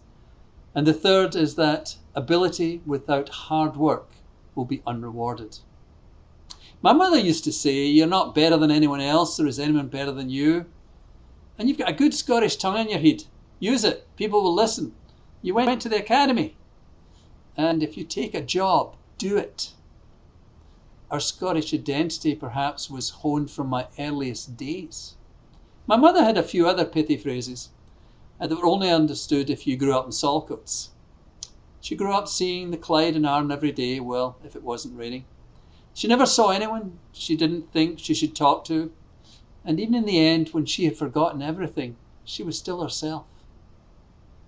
Chicago Scots exist because it has meaning. It's about a Scottish identity that cares for others. By doing something, not talking about what might be done. The Chicago Scots exists because we care for those who are finding that the twilight years are not as hospitable than they might have wished for, or those that have forgotten their past life and live in today. The Chicago Scots exist because we care for the elderly. And while they might not remember us, we must remember them, and we must allow them to live with dignity. Please help the Chicago Scots support the Caledonia Senior Living and Memory Care Centres, the Scottish House and the Maclean House. It does make a difference. Thank you. The 24th of March 1917 was a normal day at the Scottish home. The residents had enjoyed an evening's entertainment by the Fuller sisters. According to a report by Cora Cummings, the home's administrator, the old people were enthusiastic in their applause and praise and requested several encores. They were kept up later than usual. At 12:30 a.m, Cora Cummings was awoken by the barking of the two dogs who lived at the home, Topsy, a collie, and MacDougall, a Scottish terrier. The dogs smelled a fire that had started to burn in the basement as a result of two crossed wires. They sensed danger and raised the alarm. Unfortunately, MacDougall was lost in the fire. But by their quick action, these two dogs helped save many lives. According to the Western British American newspaper, the fire reduced the handsome two-story red brick structure to a smouldering heap with appalling rapidity. Smoke settled over Riverside for days. Most of the residents, many with nothing but nightclothes on their backs, were evacuated to safety. The generosity from citizens in Riverside was cited as being an example of the rarest of blessings, the friend in need. Tragically, 4 residents died in the blaze, but Cora Cummings saved 34 lives. She is one of our society's heroes. On March 17, the day after it was destroyed by fire, Society President John Williamson gathered the board around the ruins of the Scottish home. Williamson, who had championed the campaign to build the home just 7 years earlier, stood over the dying embers and said these powerful words: "The Scottish home must not die in its own ashes. The home must always be a monumental tribute to the best qualities of the Scots." The board then made a bold decision. The Scottish home would be rebuilt immediately. Architect William Bryce Munday was hired again, and this time his brief was to build a stately home that looked like it was located in the Scottish countryside, but this time make it fireproof. Miraculously, in 1917, when the world was at war, it took just 2 weeks to raise all the money, and within 6 months, the building was finished. John Williamson, who was born in Dundee, was another of our great heroes.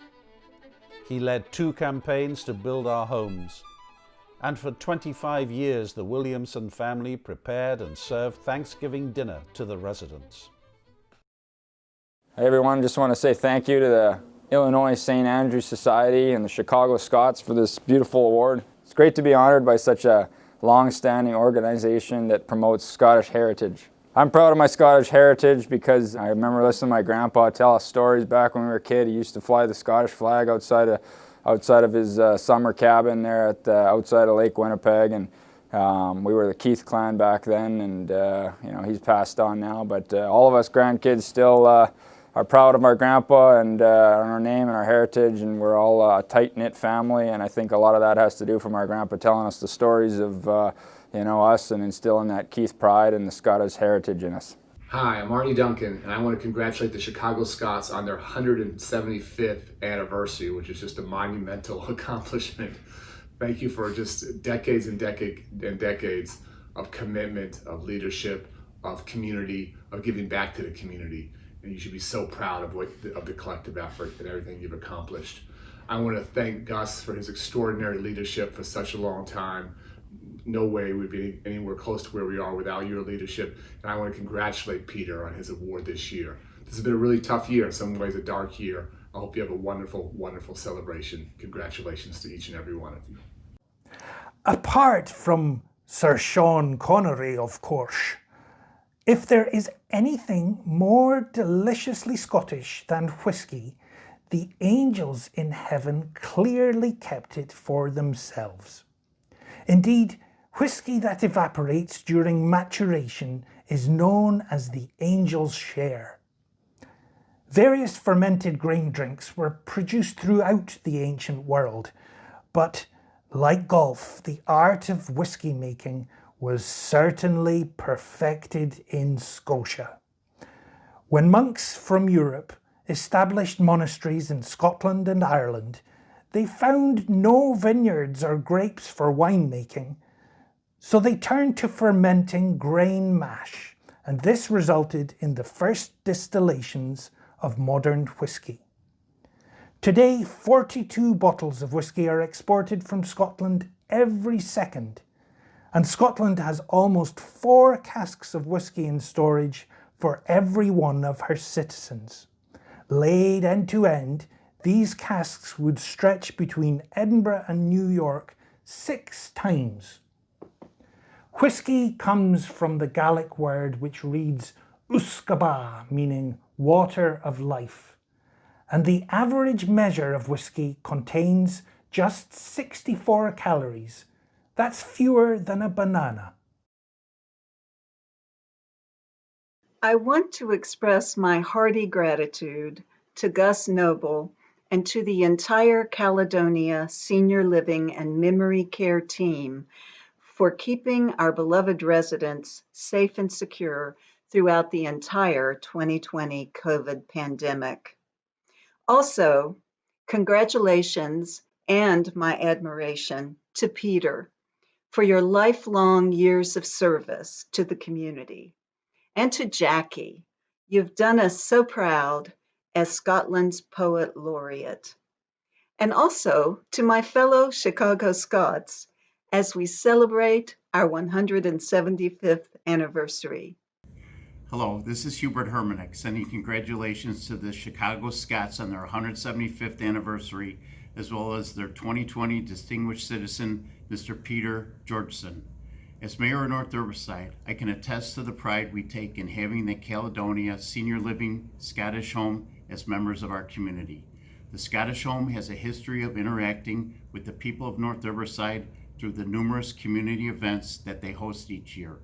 Last year's centenarian event honoring the 6 residents who have reached or surpassed 100 years of age was especially nice. On a personal level, I can attest to the quality of life that they give to the residents. My mother has lived in the facility for the past 8 years and has received exceptional care. The staff works diligently to make her comfortable and happy, even with the strict COVID restrictions that they have put in place for her protection. Congratulations again to the Chicago Scots and Caledonia Senior Living and Memory Care. Best wishes to your continued success. For over 7 months now, our senior and memory care campus in North Riverside has been locked down. And the dedicated heroes who work there have been going more than that extra mile, have been giving more than anyone might have rightly expected them to. And in so doing, they have been exemplifying many of the values that we hold most dear. So ladies and gents, lads and lassies, friends, let me ask you to be upstanding with charged glasses in hand. Wherever you are in the United States, in Scotland, or anywhere in the world, I ask you now to rise as one with your charged glasses in your hand for a toast to our own heroes of North Riverside. Ladies and gentlemen, I give you the staff of the Caledonian Senior Living and Memory Care Campus. God bless them.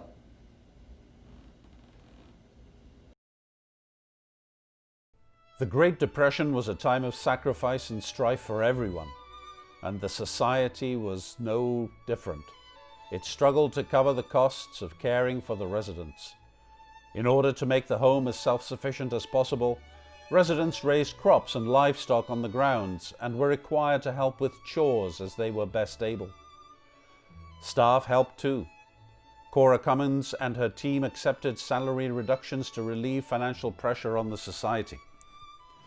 But on September 8, 1933, at the height of the Depression, Chicago Scots enjoyed a special celebration of Chicago's centennial. The ceremonies were opened by the Chicago Stockyard Kilty Band, and according to reports, 40,000 Scots mingled with the other visitors to make the fairgrounds a sea of colour. The Queen for a day was 16-year-old Margaret Bakey, whose parents had emigrated from the Scottish Highlands. Margaret is another great hero of our community. She taught Highland dance to generations of children. In her later years, she became a resident and passed away at the Scottish home. And such is her legacy that one of her students, Nancy Stroley, who became the first woman to hold the office of President of the Society, now teaches Highland dance to a new generation of Chicago Scots.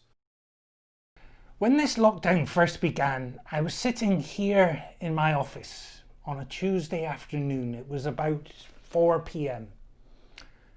and I heard the sound of a bagpiper. I looked out my office window and I saw a group of Highland dancers performing in our courtyards and our private gardens for the residents who were watching joyfully from their windows. You know, there hasn't been a week that's gone by during the pandemic when the dancers haven't visited. Rain or shine, their weekly performances have become so important. And the sound of bagpipes reverberating around this campus steels our resolve. We will make it through this crisis. Like the incredible people who live and work at Caledonia Senior Living, the pipers and the Highland dancers are also heroes. Here with a special performance are the Thistle and Heather Highland dancers.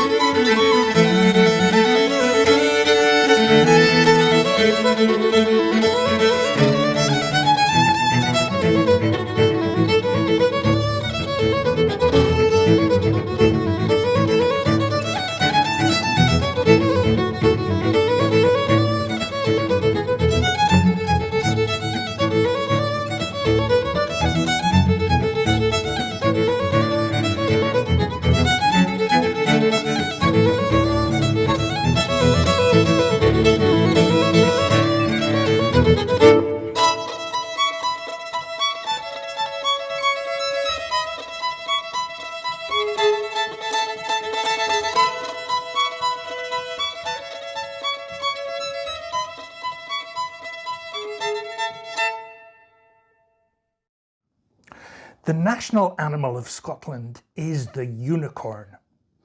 Unicorns have been featured in many cultures, including ancient Babylon and the Indus River Valley civilization. And they're mentioned in the Bible and the Quran. In Celtic mythology, the proud, fiercely independent unicorn represents purity, innocence, and power, as it's notoriously difficult to capture or conquer. Dating back to 1603, the full royal coat of arms of the United Kingdom features a lion to represent England and a unicorn to represent Scotland. As legend has it, only one animal can defeat the lion, the unicorn.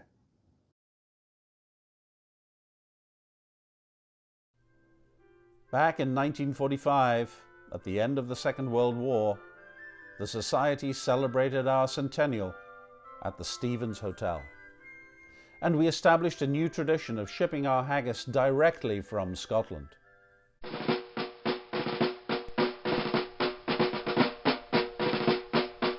year is 1949.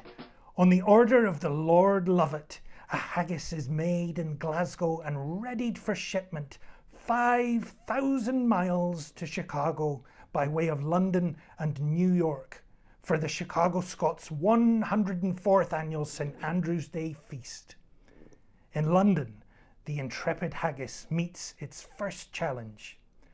Thumbing through his book of rules and regulations, an official of the British Board of Trade announces that haggis is food and Great Britain is not exporting any food.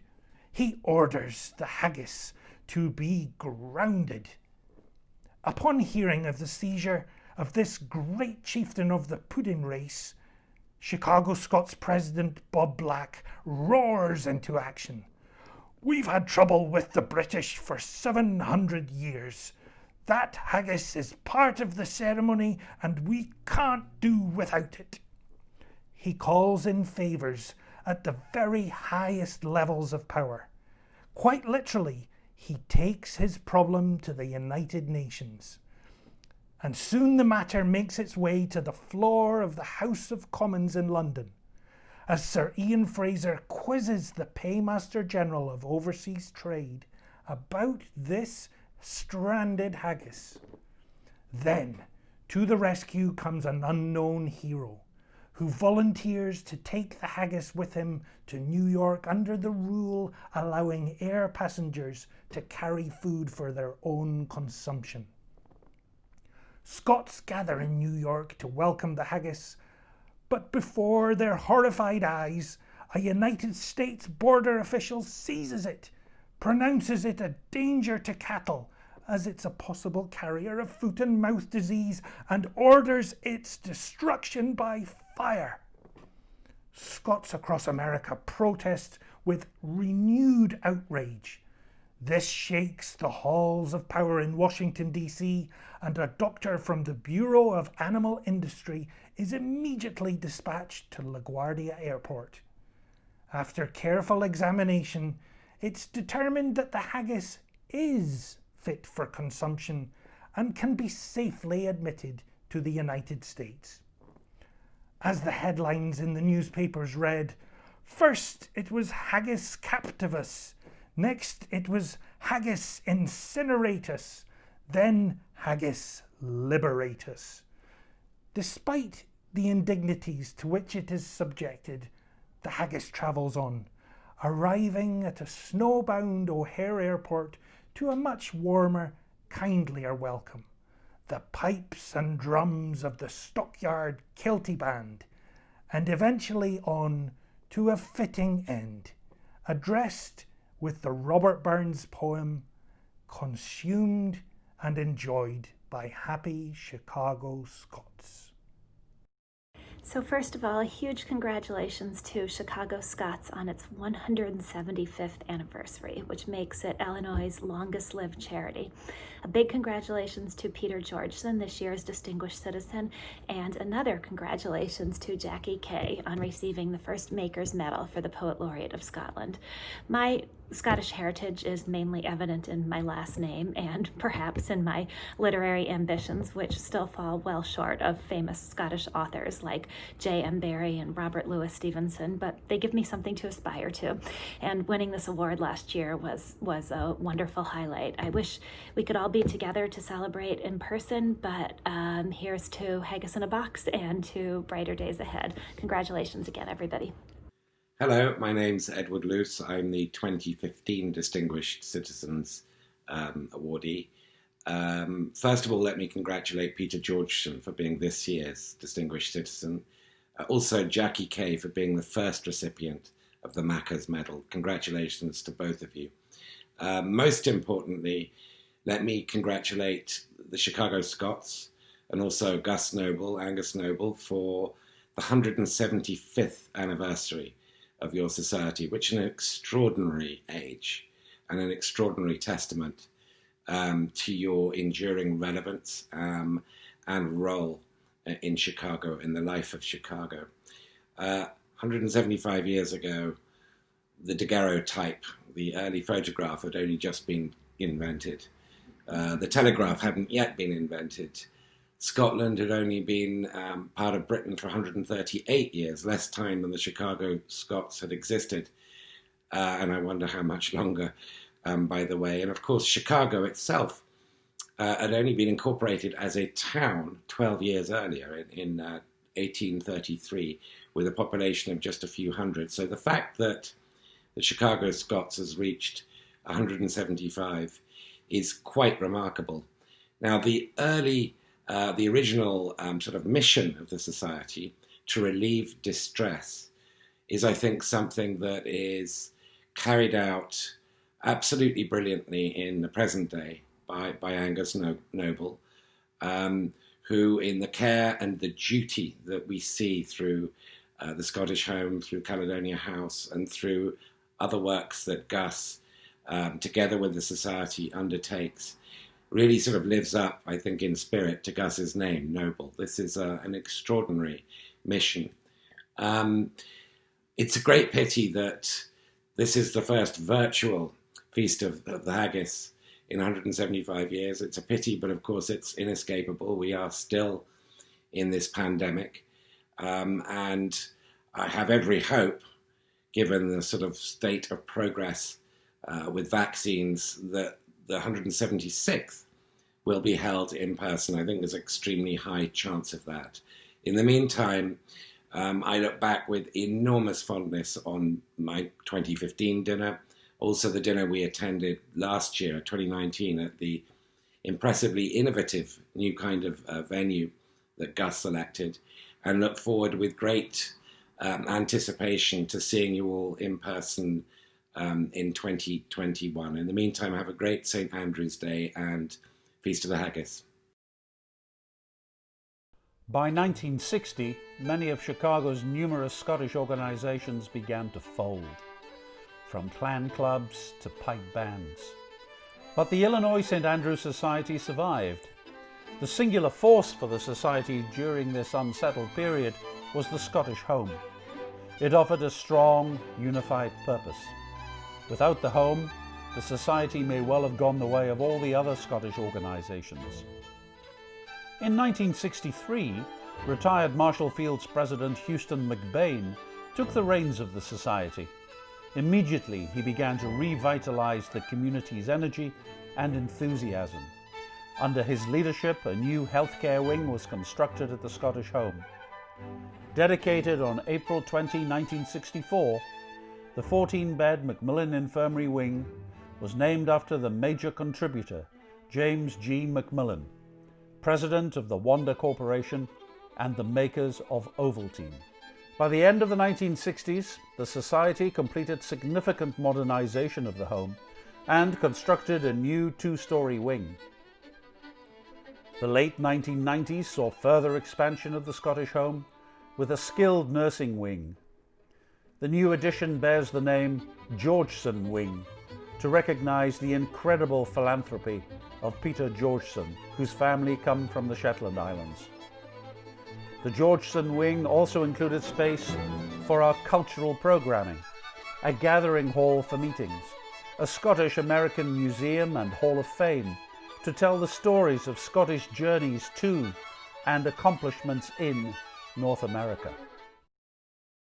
Hello, I'm Professor June Andrews, and I'm sending a message here from Scotland. I'm a proud Scot, and I was delighted in 2016 to visit Chicago to see the wonderful care that is given for people with dementia and older people who need to be looked after in the care home there. I have to say I loved the concept that a Scot was anyone who was Scottish by inclination, and I met so many examples there of the wonderful spirit of caring for others, the wonderful spirit of volunteering, and the amazing care that was being given by the staff at the lovely new building, where the concepts of the design, the concepts of small community living were brought forth to the full.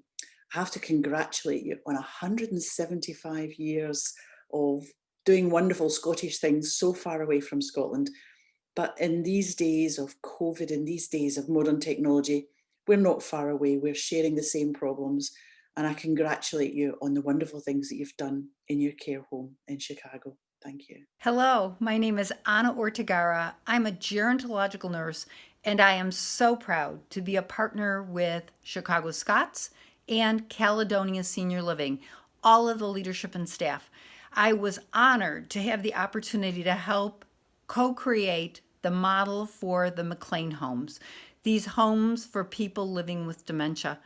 This model is innovative, and it's built on 3 principles. The first is that each elder living in the home will live a meaningful life where they are seen as a person of worth, where they are in warm, close relationships with people who truly care about them. The second element is that the jobs that are created are quality jobs, that staff are valued and appreciated for the relationships they have with each elder. And finally, those small, beautiful, warm, cozy private homes, places where elders will recognize home. I want to congratulate you on this model and for all the contributions you're making to long-term care and aging services in Illinois, and congratulate you on your 175th anniversary. Thank you for all the contributions that you've made. And here is to another 175 years of great success. Cheers. In 2016, the Society put our shoulders to the wheel once again to build an innovative new model of memory care for people living with Alzheimer's and other dementias.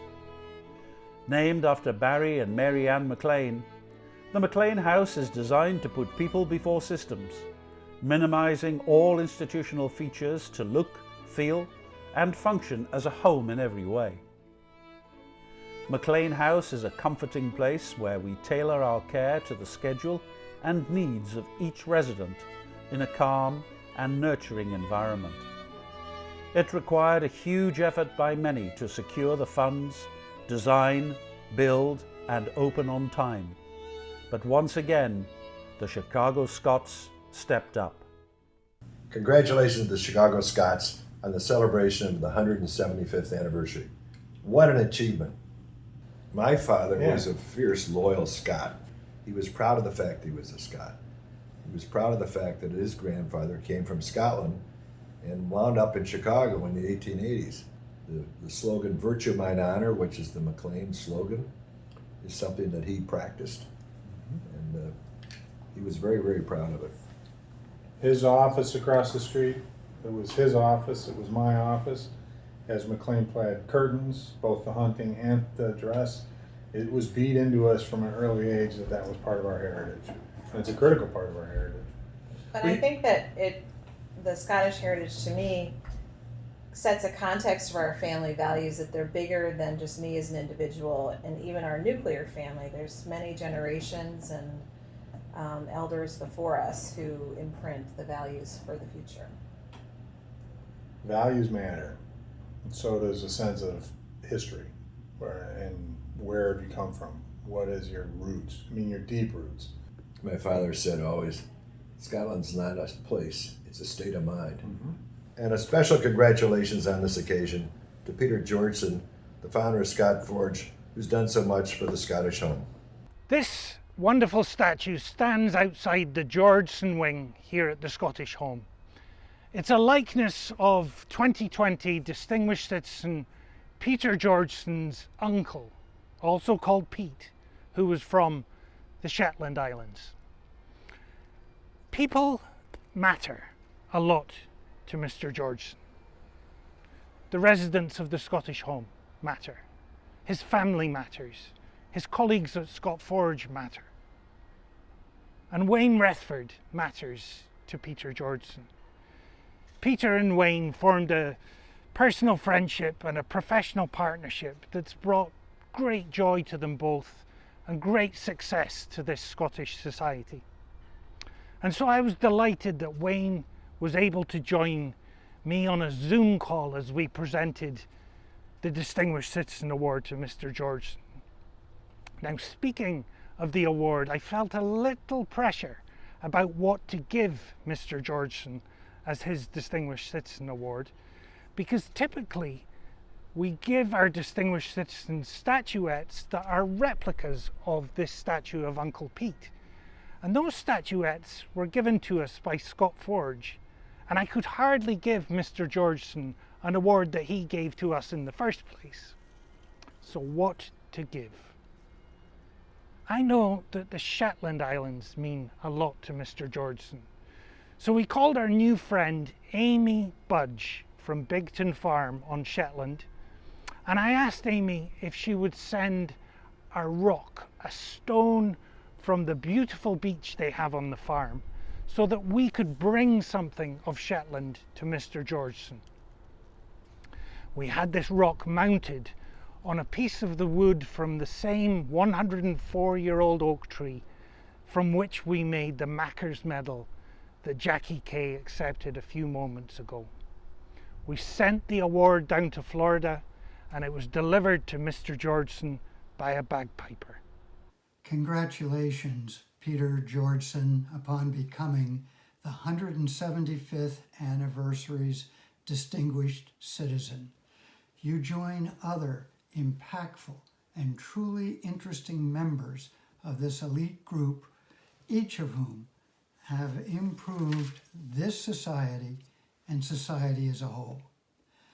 On behalf of the family of Don Clark Netch, a past awardee, we are thrilled you have joined the Distinguished Citizens.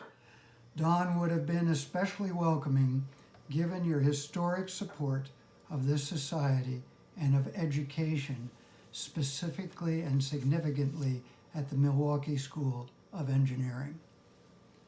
As an engineer and industrialist, you have led, enhanced, and advanced Scott Forge, an exceptional manufacturer of products essential to our industries and national defense.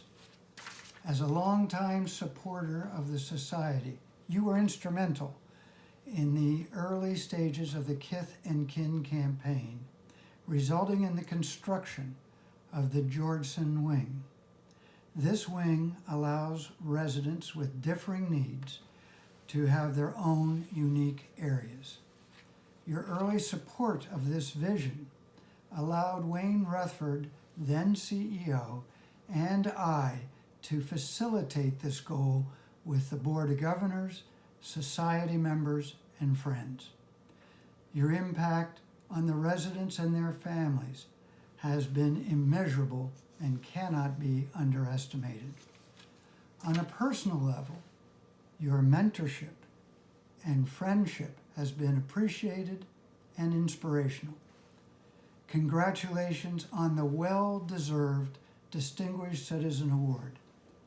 Well done, sir. Sláinte.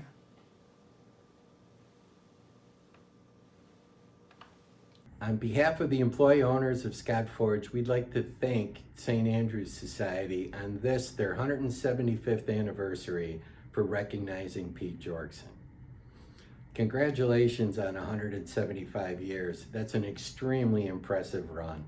And that can only happen through many, many good years of good leadership and great caring and giving people The only way you could take care of the broader Scottish community here in the United States is from the care and concern that you have for each other and the type of people like Pete Georgeson who have helped contribute to accomplishing the goals and the mission of St. Andrew's Society. When we reflect on that, we really see a lot of symbiotic relationships between Pete's values, St. Andrew's Society's values, and how Pete built the company. Much like St. Andrew's is built to care for people, Pete built this company to care for people as well. Certainly customers, as most businesses would do, but Pete also built it to care for the employees that helped build the company to what it is today. We are blessed to be building on the foundation that Pete has left behind for us. At 95, he's as energetic and as enthusiastic as ever for the future of our business. He's our biggest fan and our biggest cheerleader, and we are so proud of him tonight to be being recognized by such a wonderful institution as St. Andrew's Society. So thank you very much for doing this for Pete, and we congratulate you once again on the 175-year anniversary of your institution. What a wonderful accomplishment, and we know your best days are still ahead of you. Scott Forge was born of humble beginnings in 1893. 4 brothers looking to forge a better future traveled from the Shetland Islands in Scotland. They came to America looking for opportunity and found it in the steel business. Much like today, it was a time of unprecedented change and challenge. And that seed of opportunity that was planted decades ago continues to grow today because of the values established by our founders, the Georgeson brothers. Those values flourished under the leadership of their nephew, Pete Georgeson. In the face of hardship, Scott Forge has endured. We've weathered wars, depressions, fires and recessions, and have grown to be a leader in the forging industry. It's because of our people that Scott Forge has thrived. Our people define our culture. And our culture begins with our purpose, the unwavering commitment of our employee owners to forge a better future for those we serve. This belief has been there from the beginning and is prevalent today. It is our compass, guiding us, reminding us why we are here, and showing us where we are going. Still, when it comes to communicating an organization's purpose, words don't matter nearly as much as actions do. At Scott Forge, we go beyond words, we live it. We define our success by addressing customer needs, working together and caring for people. We work safely, learn from those around us, and continuously improve every day. We contribute to innovations that are changing the world. We power the country. We reach the outer limits of space. We defend the nation. We extract natural resources. We strengthen bridges. We do this because we care. We do it because Scott Forge is ours. We are all owners, meaning each of us takes enormous pride in our successes while sharing the pain together. We hold ourselves and each other accountable. We listen to the challenges our customers face. We collaborate. We solve problems. We reinvest. This unique culture fosters an environment where new and creative ideas to improve performance are encouraged and heard by every employee. Ideas that consistently improve the lives of those we serve, our customers, fellow owners, suppliers, and communities where we have grown for decades. Our fate is connected. Plaid is at the heart of our culture and represents how we're intertwined with our partners. It is our outward symbol of our inward values. It identifies us as a partner who understands that we are stronger together. Like our founders did before us, we work to leave our company better for the next generation. This is the common thread that binds us, connecting us to our past, leading us to our future.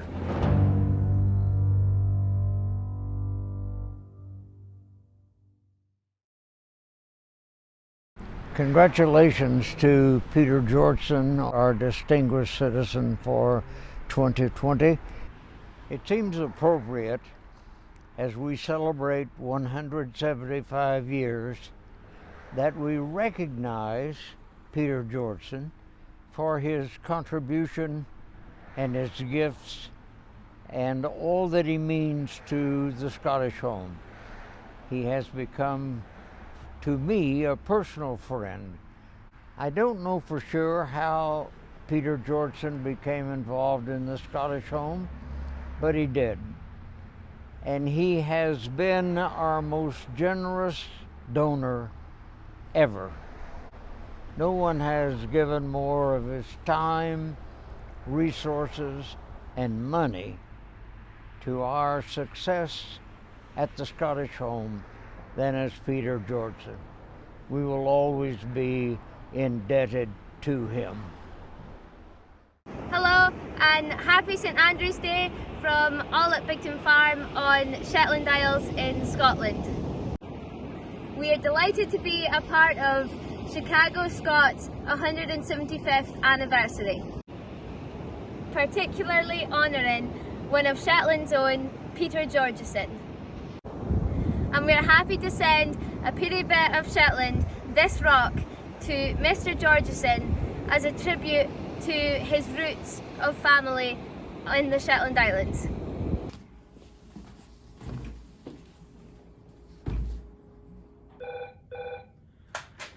Hi, Rose. Hi, Gus. Your package from Scotland is here. Great, I'll be right then. Thank you.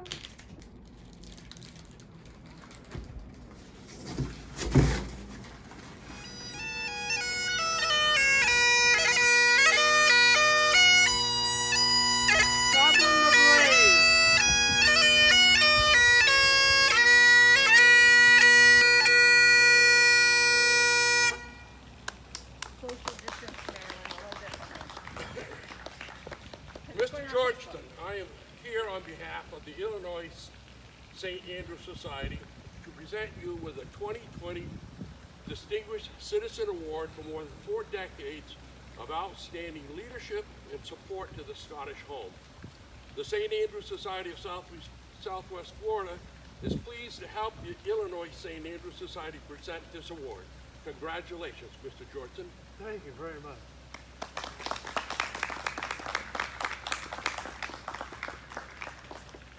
Mr. Georgeson, you are surely one of those heroes. We would not be here without you. So I want to, on behalf of all of those people that have been served and cared for so closely and lovingly at the Scottish home, to thank you for all that you've done. Thank you for the award, and you picked out a very nice thing with this piece of wood from the home and the stone from the Shetland. Yes, you're a very imaginative man.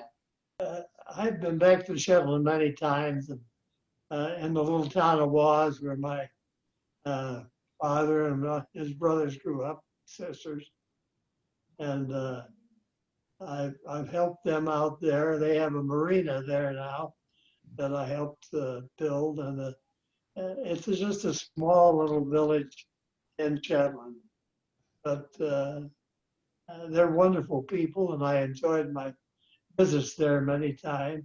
I don't have any relatives there. Well, I still have some friends that are there. After my mother and father died when I was young, my uncles took care of me, and I lived with one. And then I went to work for Ryerson Steel after being in the Navy. And Atlas Forgings wasn't doing too well. And my uncle asked me to come back and to help him out and get it straightened out again, which I did. And then I was about to leave there. It was going pretty good. And he said he was going to sell the company. So I said, well, why don't you, if you're going to sell it, why don't you sell it to me? And he said, he laughed because he knew he paid me, so he knew I didn't have any money. I said, well, why don't you find out what it's worth and see if we can work something out. And we did. I borrowed $35,000 from a friend of mine, $35,000 from an uncle, and I threw in $2,000, and got the down payment on buying the 65% interest in Atlas Forging. But since then, it's grown into a great company. It's I converted over to an ESOP where all the employees now own the company. I don't have any ownership in it. They're doing a wonderful job. We built new plants in Wisconsin, Illinois, made arrangements with other people that were suppliers and competitors. But I think it ranks now as one of the finest forge companies there is. And as something new happened, this latest shot up to out in space, taking the 4 astronauts back, went in a rocket where there were a lot of products made by Scott Ford. When I developed the ESOP, I changed the name of the company to Scott Forge to honor my uncles that had started up and done so many years there. And we did a lot of Scottish crazy things. We wore tartan coats like this all over, and people think they saw people in England from us, and we didn't have anybody there. Anybody was a Scot in a plaid coat. Then they would ask them if they were a singing group or what. We had a lot of fun. Buchanan tartan we used. Yeah. That I picked that out because it was the wildest tartan that I saw. And I liked it, something very colorful for people to wear. Great to see you both this morning. Thank you. Two friends who did so much together for this society. I'm happy that you realize how good Wayne is, because he has been a fantastic contributor to this wonderful Scottish home. Thank and you. I admire him as a gentleman all my life. Thank you, Peter. Well, I met him the first time in October of 1983. I came to interview for a job as the administrator of the Scottish Home. And he and Bob Black, who's now gone, met me in the administrator's office, and we talked for a while. And that was my first meeting with Peter, 1983. Well, the first impression was, seems like a nice guy. Too bad he's not Scottish. But I'll tell you what, he's become more Scottish than anybody, I think. Yes, he has. He brought the home back to a very workable and a fine arrangement. I've had relatives that have lived there and passed away there. And my family has always appreciated the fact that St. Andrew's Society is the only one in this country that has a home for people. And I think we can be very, very proud of it. And I know, Gus, that you've taken over the reins from Wayne and have just carried on in a wonderful way. I admire both of you gentlemen. I've been very honored to be connected with the home for so many years. But what I really admire is the work that Wayne Rutherford and you have done to keep it up to the high standards and make it the high standard. When Wayne took over, it wasn't such good shape, but he brought it back to a wonderful bit. And you two people can be very proud of what you're doing and all the people that work for you.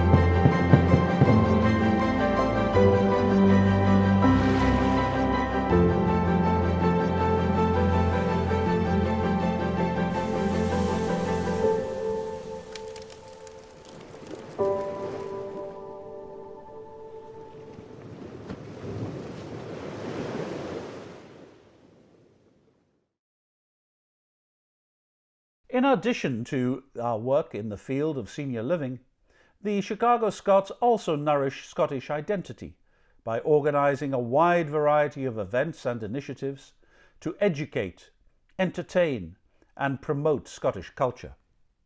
For 34 years, the Chicago Scots have hosted our annual Highland Games. It has become one of the country's most popular Scottish festivals. Indeed, our 2019 Games featured a heavy athletics world record and the largest gathering of massed pike bands in North America. A truly awesome, soul-stirring sight and sound. How many organizations do you know that offer skilled nursing and assisted living, whiskey tasting and caber tossing? As we become the first charity in the state of Illinois to celebrate a 175th anniversary, we look back on our history with rightful pride and look forward to an exciting, fun and caring future, standing on the shoulders of all the great heroes who came before us and shaped our 175 years.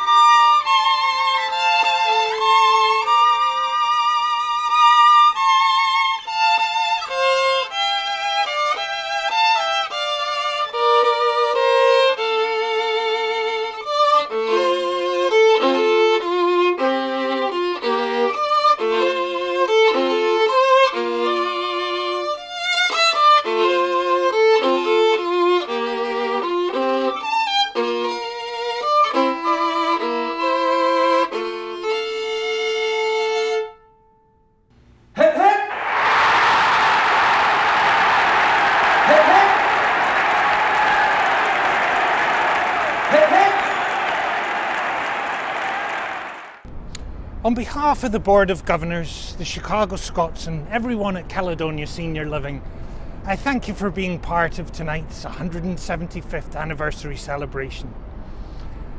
I hope you've enjoyed this trip through our society's amazing history. And as we raise this parting glass, the Chicago Scots look confidently to the future. Our commitment to culture, to community and to caring as strong as ever. May the times ahead of you and your loved ones bring health and happiness, peace and purpose, luck and love. Happy St. Andrew's Day.